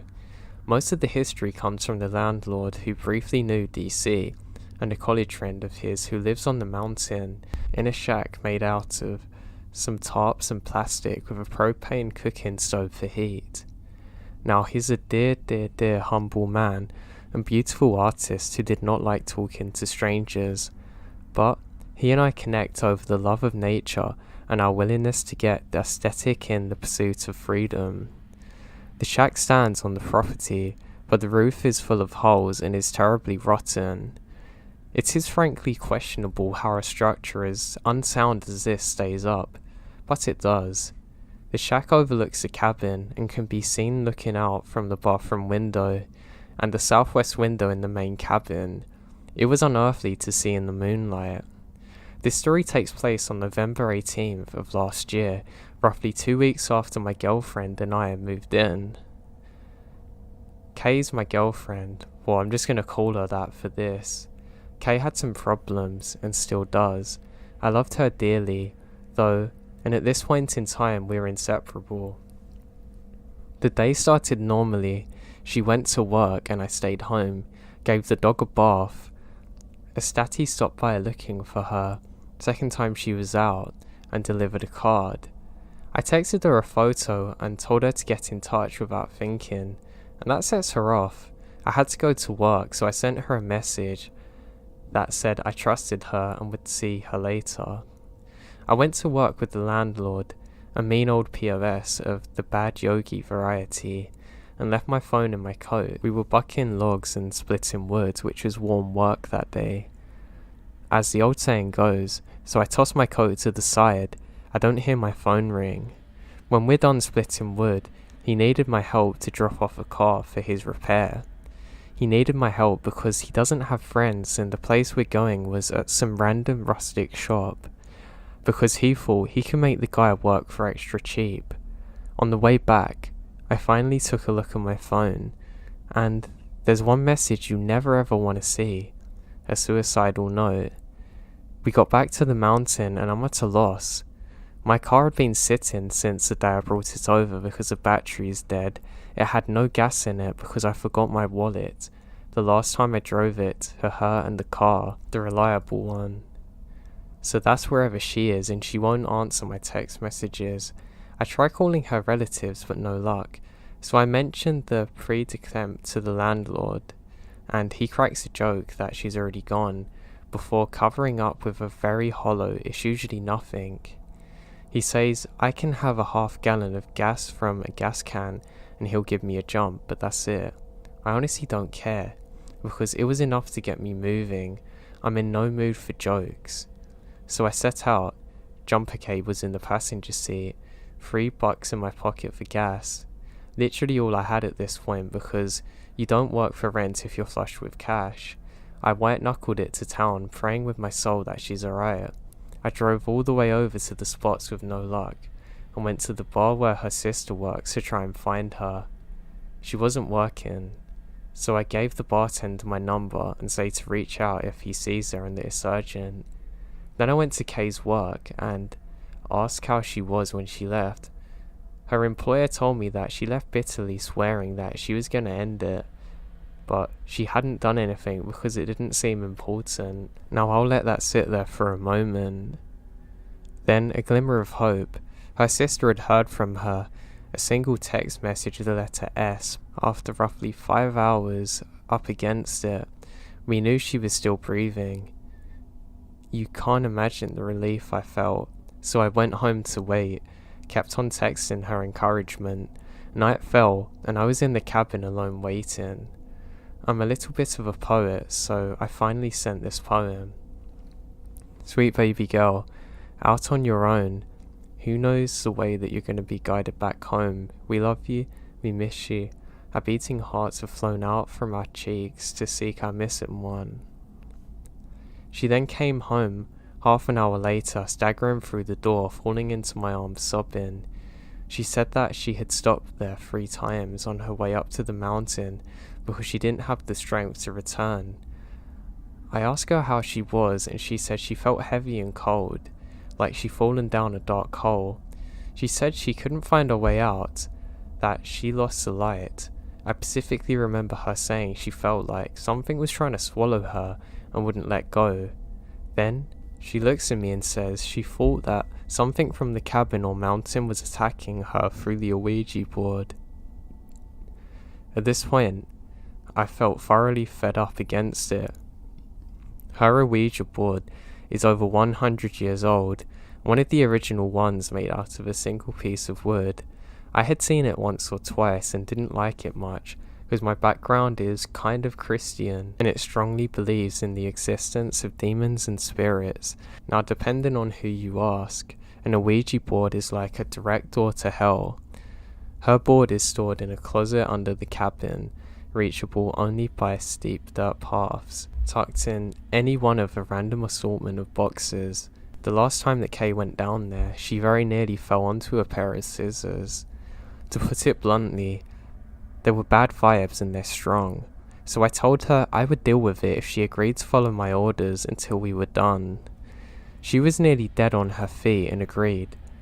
The first thing I did was climb into the loft and got my crucifix. It was a gift from a man I met walking my dog, passed down to him from his German grandmother, who had blessed it by a Catholic priest. I have another story about the crucifix, but it's not for today. I sit her on the couch and hand her the crucifix, with the order to hold it in front of her and not say anything. My father is a pastor. My mother is a devote, so I called them. I told my mum the situation, and she said, "You can't exercise a board because it's inherently evil," to which I replied, "I know, but I can drive away anything coming through it and bind its power." I tell her to pray for me for my protection and success, and she said she would. I cleared my desk so I had a place to put the board when I get back, laid my Bible on it to be ready to hand. I put on my coat and look at the front door. I didn't want to go out. I can't tell you how much I did not want to. The board made me feel uncomfortable on a good day.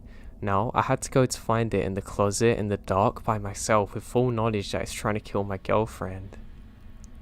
I put on a crappy headlamp, muster my courage and step out. It was dark, there was a slight breeze, and the area felt heavy. Imagine the feeling of resistance of walking into a heavy wind, but without the wind to justify the intensity. Now, I shuffled down the embankment to the closet, took a deep breath and opened the door. The headlamp only lit half the space, and I didn't enjoy that. Fortunately for me, the board was in the first box I opened. We kept it wrapped up in a purple piece of wool with moon and stars on it, that I got from the man who gave me the crucifix, with the intention of keeping it, both tucked away and relatively spaced away from everything.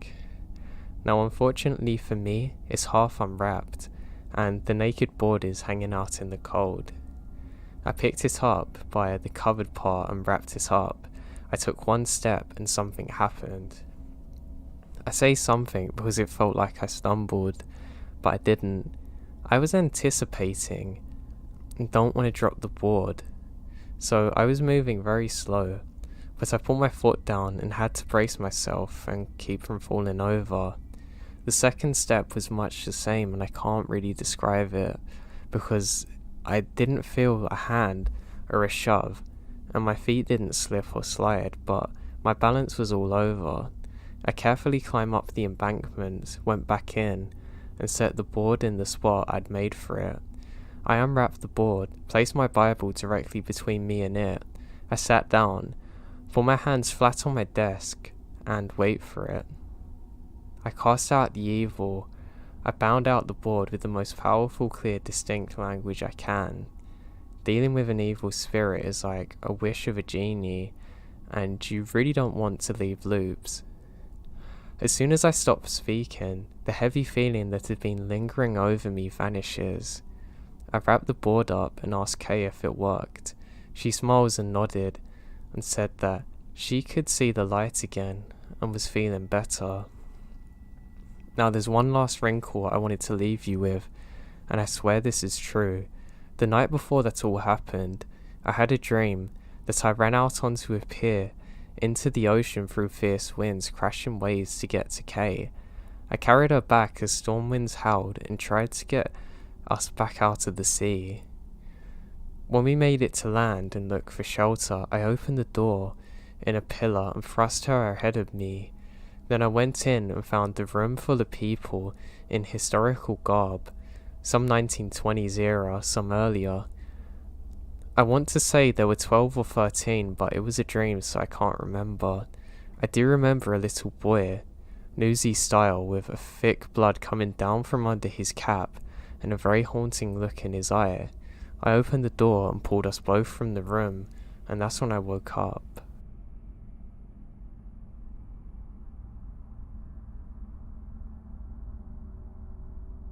Here's how my mother tells it. It's 1979, when my mother was 15 or 16. A larger group of my extended family are gathered in my grandma's house in rural Iowa, where most of them lived. They were there to discuss what was to be done with my recently deceased grandmother's house. You see, my great-grandmother hated the house, and so, in the final 6 months of her life, had built another house on the same plot of land, which I guess wasn't in accordance with the state's plot laws. As any logical thinker would do, they decided to ask my great-grandmother herself. A Ouija board in hand, the female members of the family walked out into the night to do their seance, which was just down the dirt road from where they were. The house was built in the mid-19th century, had 6 bedrooms, was huge from what I can gather. However, it doesn't have electricity, so they brought candles to light the space. About half of the women were there in attendance and are believers, with the other half being skeptics. This leads to some frustration with the asking of questions to the Ouija board. However, sometime in the night, the energy of the house totally changes. One of my aunts asks if Margaret was there, and they don't get a response from the board. Instead, a piece of tinsel on the doorway starts to swing as though it's a pendulum. It would be easy to say it was the wind or atmospheric pressure that could have accounted for the change. However, keep in mind it's a large house and the room surrounding the central living room acted as a wind block.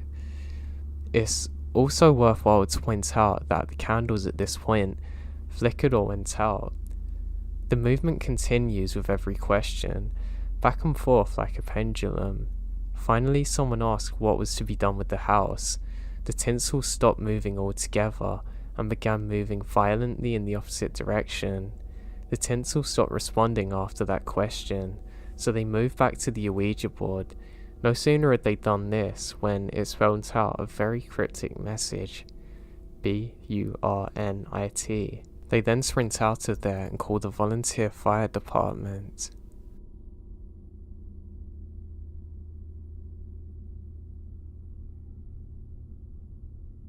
About 7 years ago, my wife and I were on a road trip driving past a provincial park in NW, Ontario, after its official closure from the season, and decided to drop in and spend a few hours having a picnic lunch by a lake.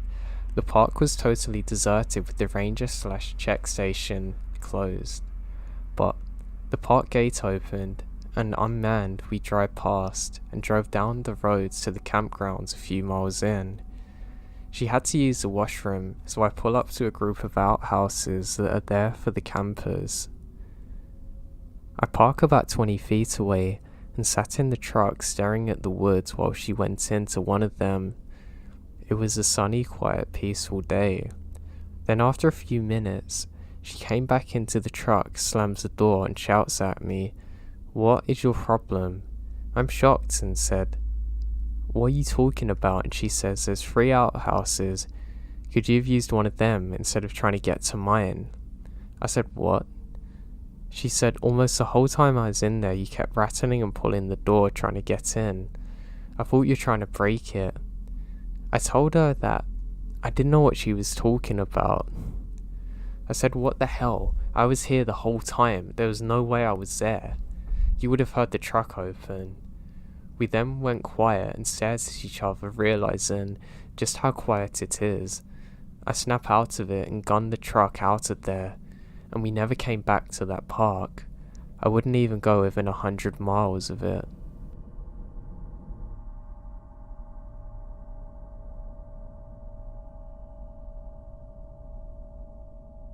This happened 2 years ago, and since the anniversary just passed, I thought I should finally share my story. My fiance and I were on the second night of our 2-night camping trip at a popular campground about half an hour from where I lived. Now, we live in a predominantly white, conservative and racist area. That part is important, and my husband is black. On our first night, we keep hearing noises in the woods around us. The campsite right beside our one to the right is occupied, but the one to our left is not. The campsites are about 150 yards apart, and we had camped here in the exact same plot the year before.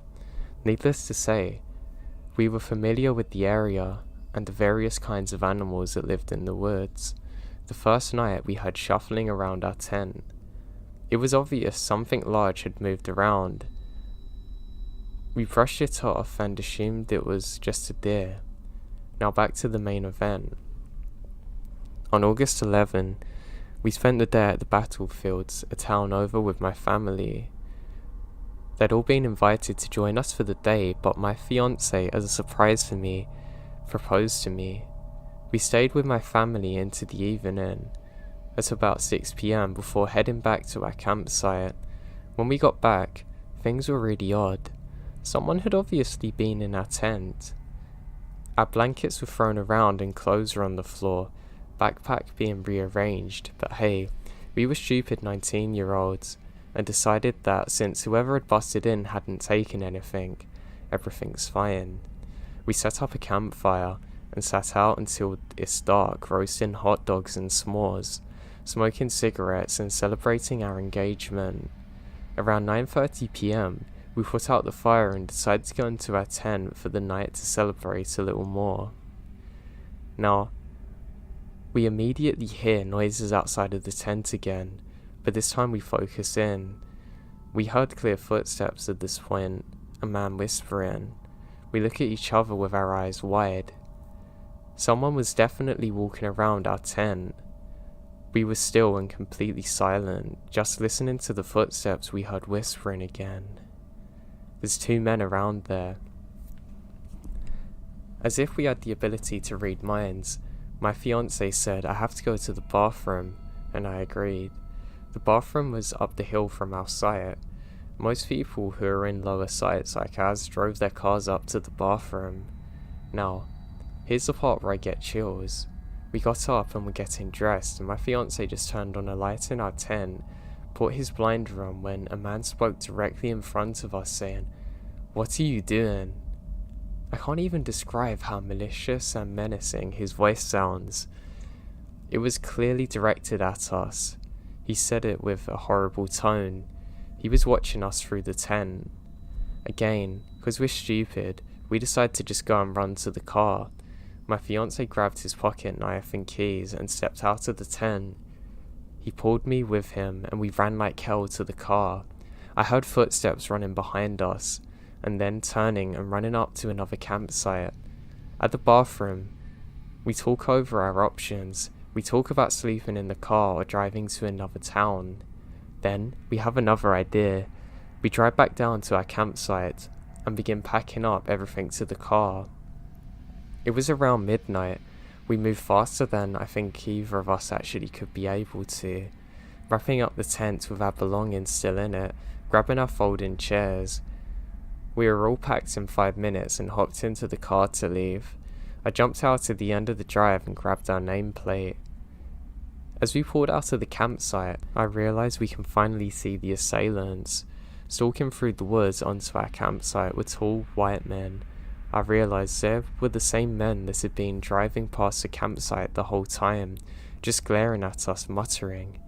One was wearing camo hunting gear, the other had a Confederate flag tank top, both carrying hunting knives. They have them in a way that they're ready to attack. They turned when they saw our car, and one started to make chase until the other stopped him. I made eye contact with the man in camo and he smiles the most terrifying smile I've ever seen in my life. He just shakes his head slowly as we go away. We drove the long way home. We're taking the hardest roads back. When we got home, we told my dad everything and he shrugs it off as us being paranoid. So I never told anybody else really. I am convinced to this day that it was going to be a racially motivated attack. The campground's not heavily populated, and my fiancé was the only non-white person at the campsites. It was no accident that the two men had been shadowing us since our arrival and wore Confederate flags and had one on their truck. I still get chills when I think about it and how close we were to being killed or seriously hurt that night, and just how lucky it was that a reckless plan had actually worked to get out of there.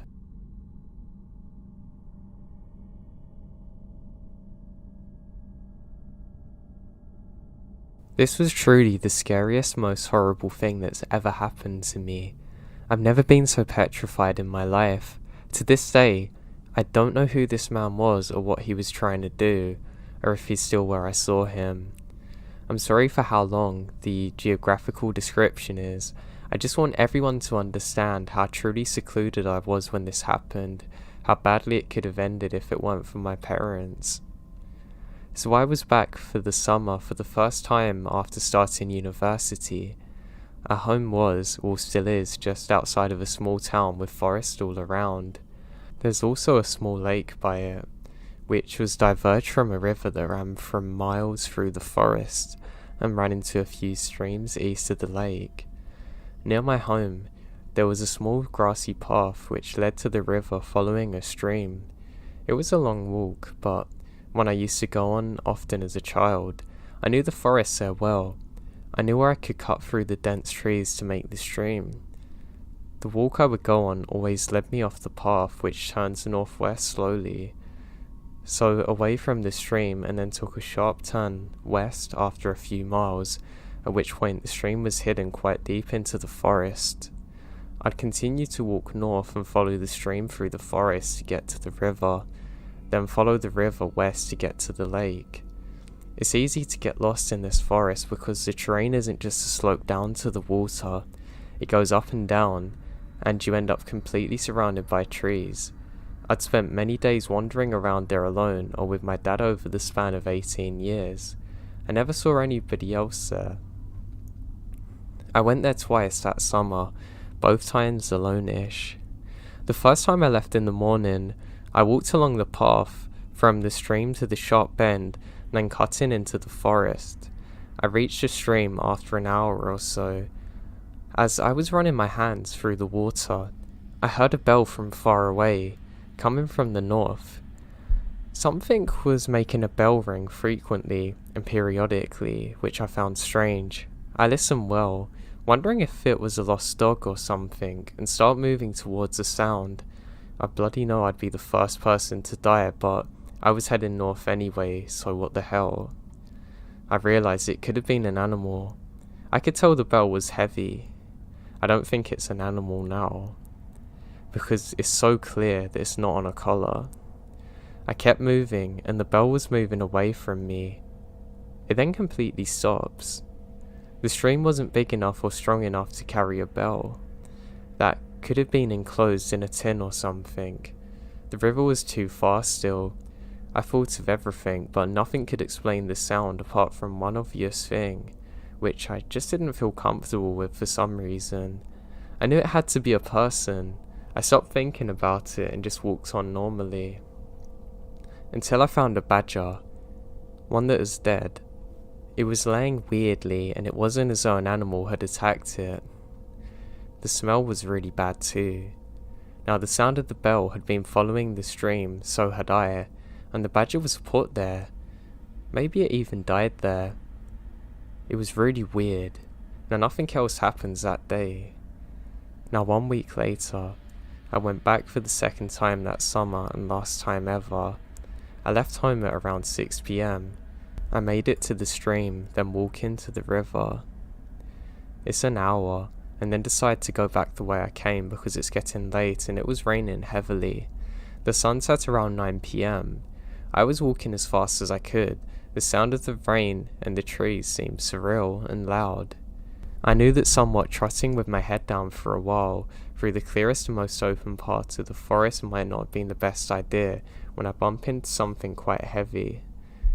The smell was horrible, and there's another badger. It's just not natural how it's been placed there from a tree. It looks like it's a load of blocks put together. I gagged. As I walked into it, fluid fell on me. It was repulsive. At first I just stared at it, gobsmacked. What animal could do this? I was soaked in rain, and my senses are overwhelmed yet confused. It felt like a bucket of ice water had been thrown over me when I realised that I walked the same way to get to the river, so someone had put it up there after I passed it, knowing I'd see it. So, someone was watching me, running around the forest where the faint sounds of branches are breaking around me, and they're not animals. I look around and stop my run. I was half running, half walking away from the stream back towards the path for a while when I heard the bell again. I proceeded to call my dad while running. I told him to meet me on the path where it sharply turns west. It was the closest part of the path to me, to go as fast as he could, and that someone's in the forest. I can't explain the feeling I had. It was like I just shut out my intense stomach feeling. I literally felt the hairs on my neck raise despite it being wet. It was dark. I jog as fast as I can. I'm panicking because the path is far away and I do not feel safe. It was still raining. Every single sound is muffled. I felt like everything was further away than ever before. The bell went on for longer than last time, on and off. I felt like it was surrounding me at one point. The fear combined with my compromised hearing and the fact that I couldn't flip and breathe properly was making me slightly loose of my sense of direction. I was automatically heading southwest, but I was really sure that I might not be going the right way. I was breathing like a goddamn horse, coughing my lungs up, kind of crying out loud like a toddler does, tripping over leaves and twigs like an idiot. I stayed on the phone with my mum, who was on her way with my dad. I kept hearing sounds, but I wasn't sure what they were. My mum was screaming on the phone at the same time that they're on the path and that I need to run. Now apparently my dad had actually gotten out and was heading east from the path behind. I was so terrified I went into survival mode. I was doing the half running, half speed walking again because I'm out of breath. But then, I heard branches break, clear footsteps for the first time from down in the forest, and the bell ringing louder now. I don't dare to look over my shoulder. That's when I first saw what was in the forest with me. A tall figure creeping in my direction at the very end of the clearing, ringing this bell in front of his stomach. I could tell he was staring straight at me. Now, I don't know if I had a hidden secret, printing ability, or instinctual adrenaline-induced superhuman powers, but when I tell you I ran for my life, I really mean it. I screamed out, "I'm on the phone to the police. They're on the path with you. Dad, I can see you. I'm here." I wanted to yell, "Dad, please tell me where you are," but of course I was too smart for that. I felt like something awful was about to happen. I felt like the man was right behind me. I kept telling myself not to look back. I was gasping and wheezing, crying so hard that my eyes hurt. I feel shivers. I've never felt fear quite like it. It doesn't feel real. This just can't be happening to me. My legs feel like they're not working. I finally hear my dad shouting my name, and I knew he was coming my way and that he could see me because of the intonation of his voice. I pretty much lunged at him. We catch one another. My dad heard the bell too. My mum could hear it on the phone waiting in the car. We went directly to the police station. I got medical attention soon after. My dad burst into tears in the car, said he could hear the bell, and thought he wouldn't be able to see me. Asked if I didn't have my phone, and what would have happened then. They were almost as terrified as me because they witnessed everything through the call. They could hear me running and the danger and couldn't see it. The police couldn't really do much. They searched the area and they just found a folded up t-shirt under a rock. And my bag was never recovered. They said it was probably someone homeless in the forest, but what actually happened to me that day just doesn't make sense for somebody to be homeless. I'm not blaming anyone. The entire thing's my fault. There are just so many what ifs. I want to believe it was just someone who decided to live in the woods and hunt, but were a bit mentally unstable and they felt anger that I come into their territory. But this was too insidious. This was too planned and methodic. They must have known that I was out there alone, and that I was far from help. To this day, I can't bloody go anywhere near where I'm gonna be alone or the sound of bells. I struggle with the smell of moss too. Anyway, I'm so thankful for my parents and my phone that I was able to actually write this now, because God knows what would have happened if I didn't have them two things.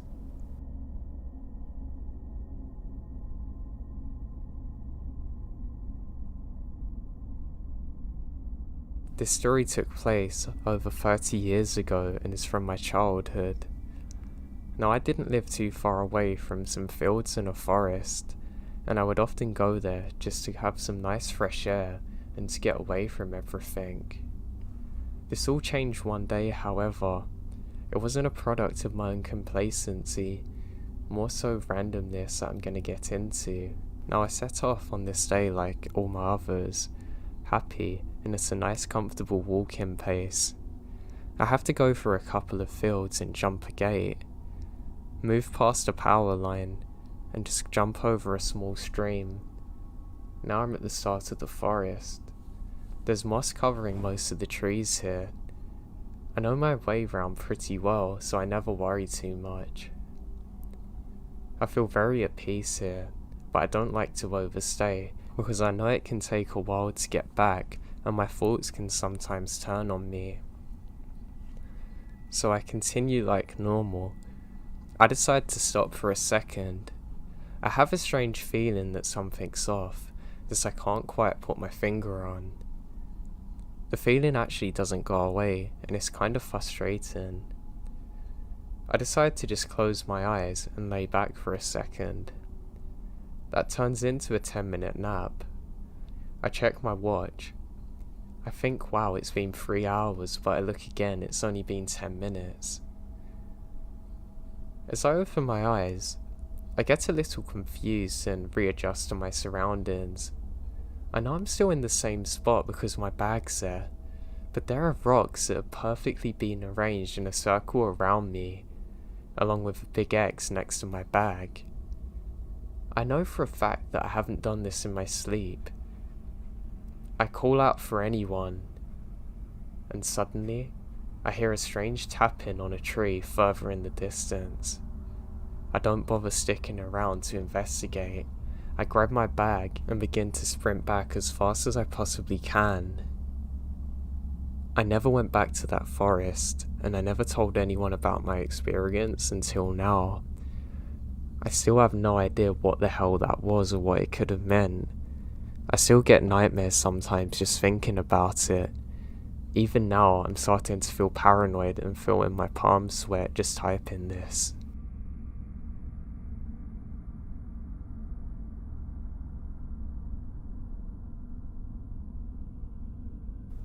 This happened many years ago, when I was 17. I'm now a 30-year-old male for context. When I was a teenager, I lived in Marin County, a quiet suburb just north of San Francisco. However, most of my buddies lived in San Francisco, and most nights I could be found riding my bike around from and across Golden Gate Bridge. I really enjoyed long bicycle rides at night. I'd often be high as a kite, iPod on my favourite playlist, passing by weirdos and street urchins, admiring the desolate beauty of the bay. One of my favourite places to ride my bike was through Poseido. Poseido is the last neighbourhood you pass in San Francisco before making your way onto the Golden Gate Bridge. It's famous for its old and beautiful military housing. There's also enormous eucalyptus trees and forestry. At night, it's dead and quiet, and the only people you can see out are late-night Chinese fishermen on the pier down by the water, or people flying down the freeway into the city. Anyway, this one night I was coming back from hanging out with some friend, riding my bike through there on the way home. It was leisurely, going past the hills and the trees, when I noticed a single older black car, something like an Oldsmobile, coming up on a perpendicular road to me. As I get closer, it took a left, blinding me for a moment as it passes.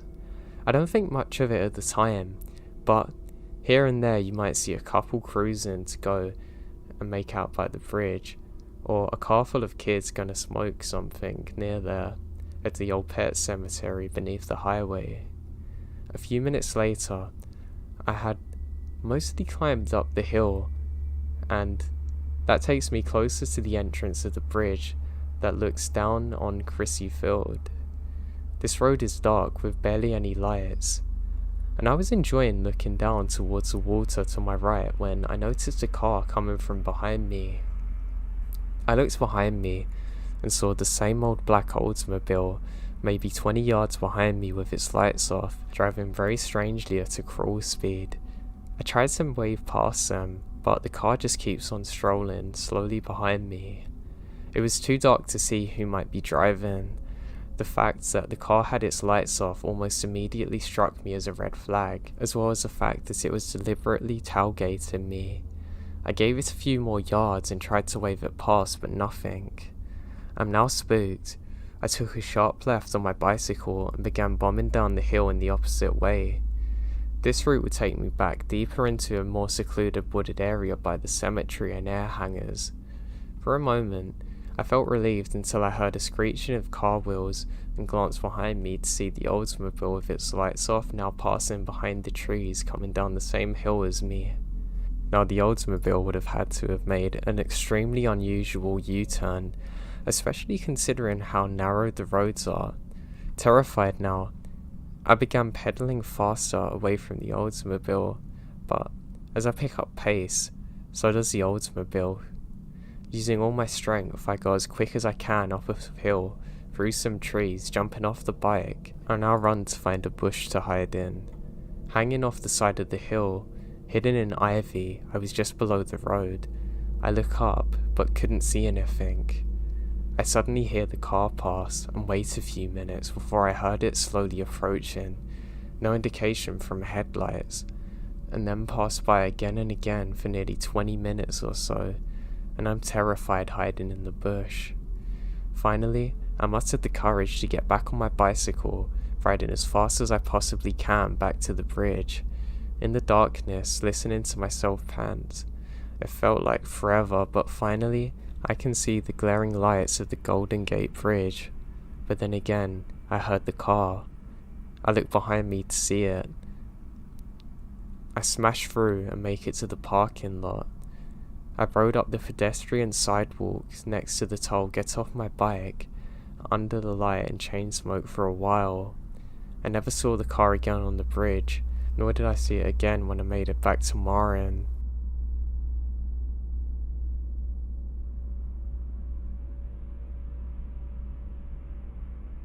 Back when I was younger, I used to enjoy going for walks through a forested area to go and see my friend.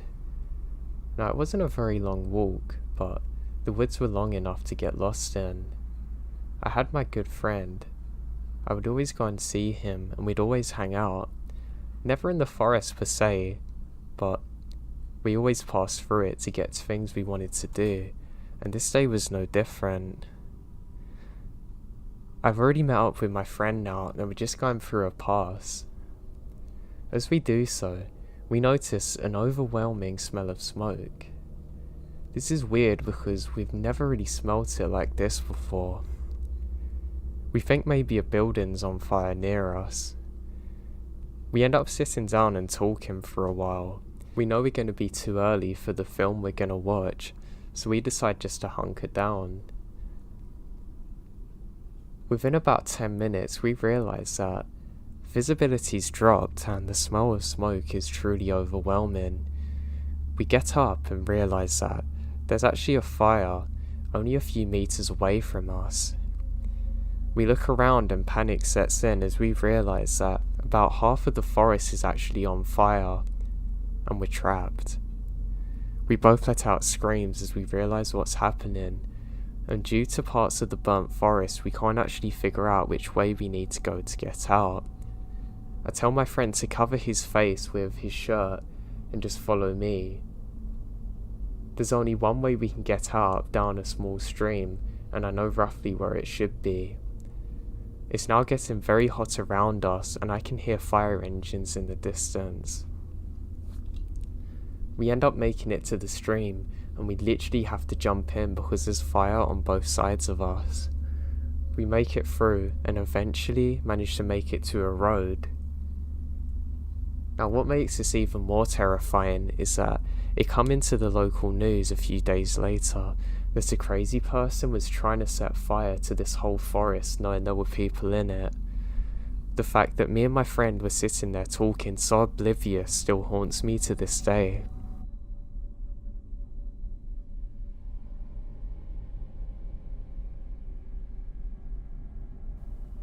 When I was younger, every year for Christmas, I would drive upstate to my aunt's house along a stretch of highway. I can't for the life of me remember the road. All I know is that it runs near Arkin, New York at some point. It's mostly a drive through rural areas with little to no towns nearby. So it's the dead of night, and my groggy self has gotten off a long shift and had to drag myself to my aunt's house since my extended family was expecting me the following morning. Near halfway through the drive, I realise I'm very low on gas. It annoys me. My brother told me he filled it up, but he hasn't. I saw an archaic looking sign for a gas station off the next road. It wasn't an official road sign, literally a pole with a slab of metal attached with gas off the next exit or something. That seemed a little sketchy, but people do the same thing with fruit stands on the highway, so whatever. I pull off of the next exit on some dilapidated country road through dense woods. The whole thing was creepy and surreal. I kept expecting Leatherface to come running at me. Eventually I come to the gas station and realise quickly that it's not been open for years. It was all rusted and the convenience store roof is caving in. The gas pumps had all been taken out as well. I pull over next to it and check my gauge. I would probably only make it another half mile before running out, so I called AAA, and they said they're going to send a truck. Now the waiting game. I left my engine on because of the headlights, and it's pitch black, and my paranoid self didn't want to be sitting next to an abandoned gas station in the dark for what felt like forever. So most of the wait is actually uneventful, until I sense movement around the side of the old store where my lights are pointed. I look up and didn't see anything more, so I look back down at my phone. Then, over the sound of the night, I hear someone yell, "Hey buddy, come here," in a demanding tone. I look up, and there's a guy standing by the old store staring down at me, illuminated by my headlights. He looks like a run-of-the-mill homeless guy. I was spooked and figured that he must have been squatting there watching me. I say, "Yeah, what's up? You got any change?" "Nah, sorry man." I look up at him, and he has this vacant expression. Then I see more movement. There are heads, about 20 or so, peeking around the trees beyond the man I'm talking to. I can't see them clearly, but there are definitely people there. Literally just heads, staring in the direction from around the trees. I then see another guy beginning to walk from around the gas station, so I peel off. I get as far away from that place as I can, and update the AAA on my location. The driver came back over and filled me up. I didn't say anything, but he left, and I want to call the cops. I called the nearest sheriff department. When I get to my aunt's house, they called me back and said they're all gone, but they found a lot of different signs that people have been living there. The whole situation freaks me out, but frankly, I consider myself lucky to be able to even tell this story, knowing that nothing happened to me.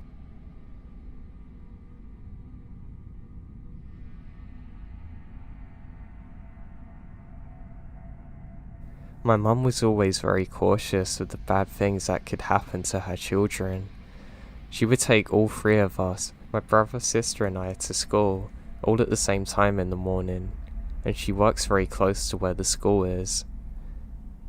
I remembered I was begging to bike to school since I got a new bike for my birthday, and she agrees. I was in grade 7, so 12 or 13.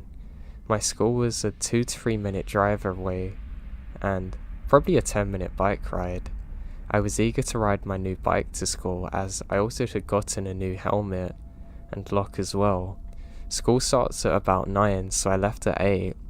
I liked to hang out in the yard with my friends before school started, so I would always go earlier. The route to school was pretty much one straight line, and we get into the city.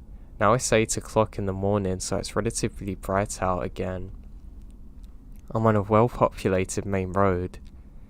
So I'm about halfway to school, and I decide to cross the street, but not at a crosswalk or traffic light, just kind of jaywalk in. I'm looking both ways though, and I noticed a black car pull up to my left near the woods. It's a Honda Civic, and there's 2 young guys in there, well, sort of young, but they've got tinted windows, and I don't think much of it. The only thing that crosses my mind is, maybe I was blocking them from their driveway and continued down.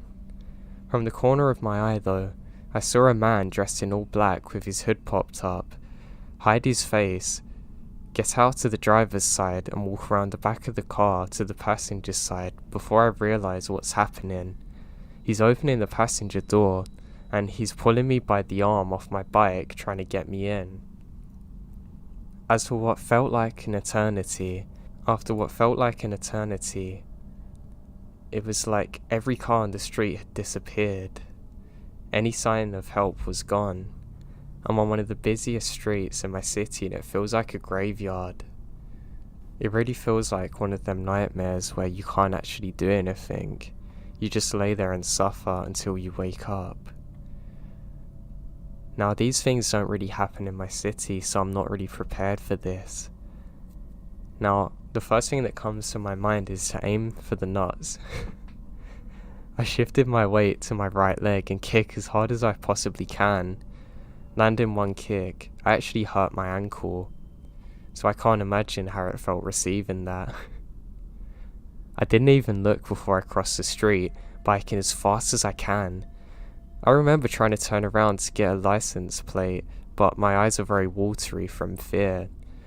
I knew my mum wouldn't have been at work, so I continue biking to school silently crying.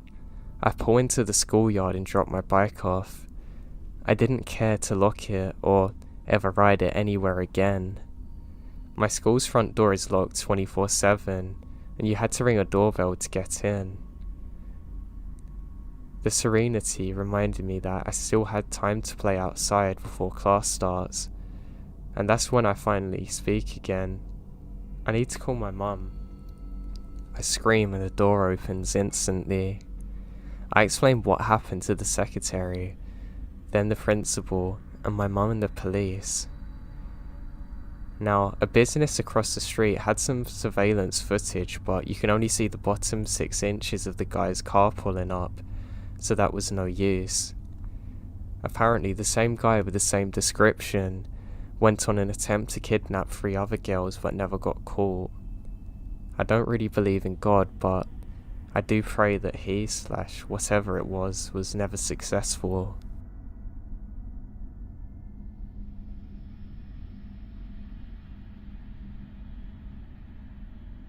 Now, I'm new to Reddit, but this is my experience. So this happened when I was a lot younger. I want to say freshman in high school, probably like 2008. There used to be this road near where I lived in CA called Croak Road. It was barely a road. No one travelled on it, and it was surrounded by small patches of forest and some abandoned barns and houses. I would typically go there with my friends to skateboard and hang out. This one night, I was hanging out with 2 of my friends, Lucas and Durain, and somebody wanted to go to Croak Road and hang out since it's creepy. It might sound lame, but we loved exploring like a bunch of 5th graders that weren't really into smoking or anything like that. I asked my 20-year-old brother James if he could drive us down into one of the nature reserves by the road. This specific reserve was larger than the others and had a network of gravel paths leading through it. Basically, we were looking for unexplored territory to hike in. Soon, one particular path we're travelling down becomes so narrow that James' Ford Explorer couldn't pass through it, so we got out and walked for a while, chatting, having fun. We go through the woods for about an hour until it had gotten relatively dark out and the sun's gone, at which point we turn around and head back to the car. It's now I should mention that despite being near a lot of sub-developments, this patch of forest is huge and rarely visited since it was so easy to get lost in, especially at night. It was a challenge getting the car turned around, but James manages it, and we're going down the road. Durain proposed that we turn down a different path which we had passed by earlier, since we had about another 40 minutes until our parents want us back, and we agree. Down this path was a tiny pond Durain wanted to check out and take pictures at, since he hadn't got the opportunity to go at night. It was slow going since the road was even creepier than the main one we're on, but we turned off Croak Road. Minutes later, we got into a slight argument.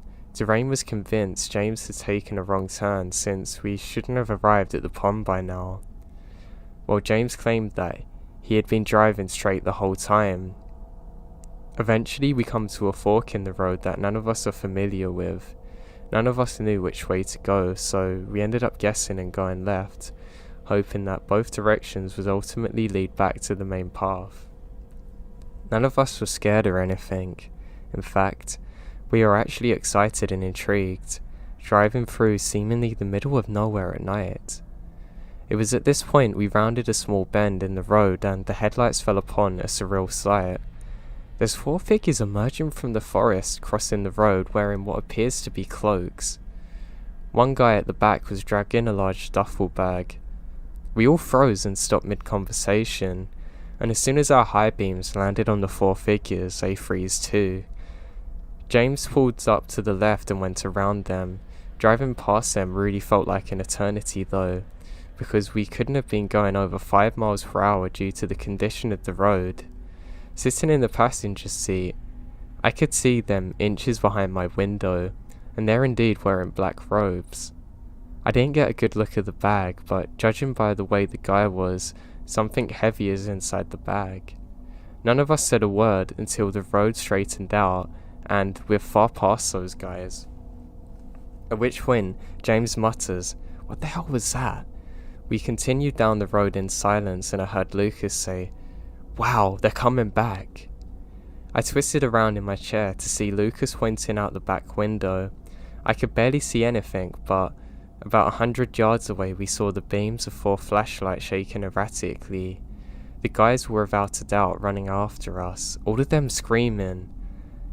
We start to tell James to step on it. The car bounces and shakes uncontrollably as we flew over beams and potholes. Thank God we did manage to get back to the main path. James gunned it down the path until we're popped off by Croak Road and we get the hell out of there. This is the weirdest thing though. The creepiest thing that I realise is none of them had a vehicle, so they must have been about 50 miles away from anything and they were just out there in the woods with that body thing in the bag. We ended up calling the cops, but they can't find anything. I never told my parents about it until writing this. I haven't really shared it with anyone. It's very important you report suspicious people. I still wish to hell to know how they got there, where they were going, and what was in the bag.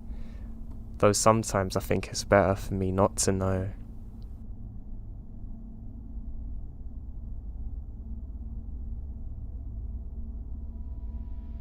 Hey folks, I'm kind of new to this, but this happened just after I went to a Christmas Eve party when everyone goes home and I decide to stay because my cousin and I were watching a movie. My uncle, who used to walk his dogs in the woods next to a park, went off to take them out. Before this, my aunt told him don't do that because it's too dark out there and around 5 AM. He didn't care. He went off anyway. My aunt was still worried, so I went along with him. Once we're actually there, nothing wrong really seems to happen. My uncle and his dogs are just relaxing, and I don't really pay much attention to the surroundings when suddenly the dogs go still. This wasn't strange. They always do this and stare and bark at animals, but this time it was different. When the dogs got still, my uncle and I noticed that something was wrong. The dog wasn't angry or anything, just kind of nervous and anxious or afraid. One of the dogs, the largest one, was growling and shaking. As my uncle started to get worried about the situation, we heard it. People in the woods. We couldn't actually see how many were there because of the darkness. Now we hear, "We're all gathered here by the blood of we, thee, and thy." As my uncle and I heard that, he yelled for his dogs to follow him out of the woods. As we all left, he turned his back, and we only see a slight movement in the shrubs. Maybe these people were trying to hide. We ended up quickly getting the dogs and getting out of there. We never actually took the time to investigate who they were or what they were doing, but after that happened, my uncle didn't take his dogs near those woods ever again, and is very scared of being out late now.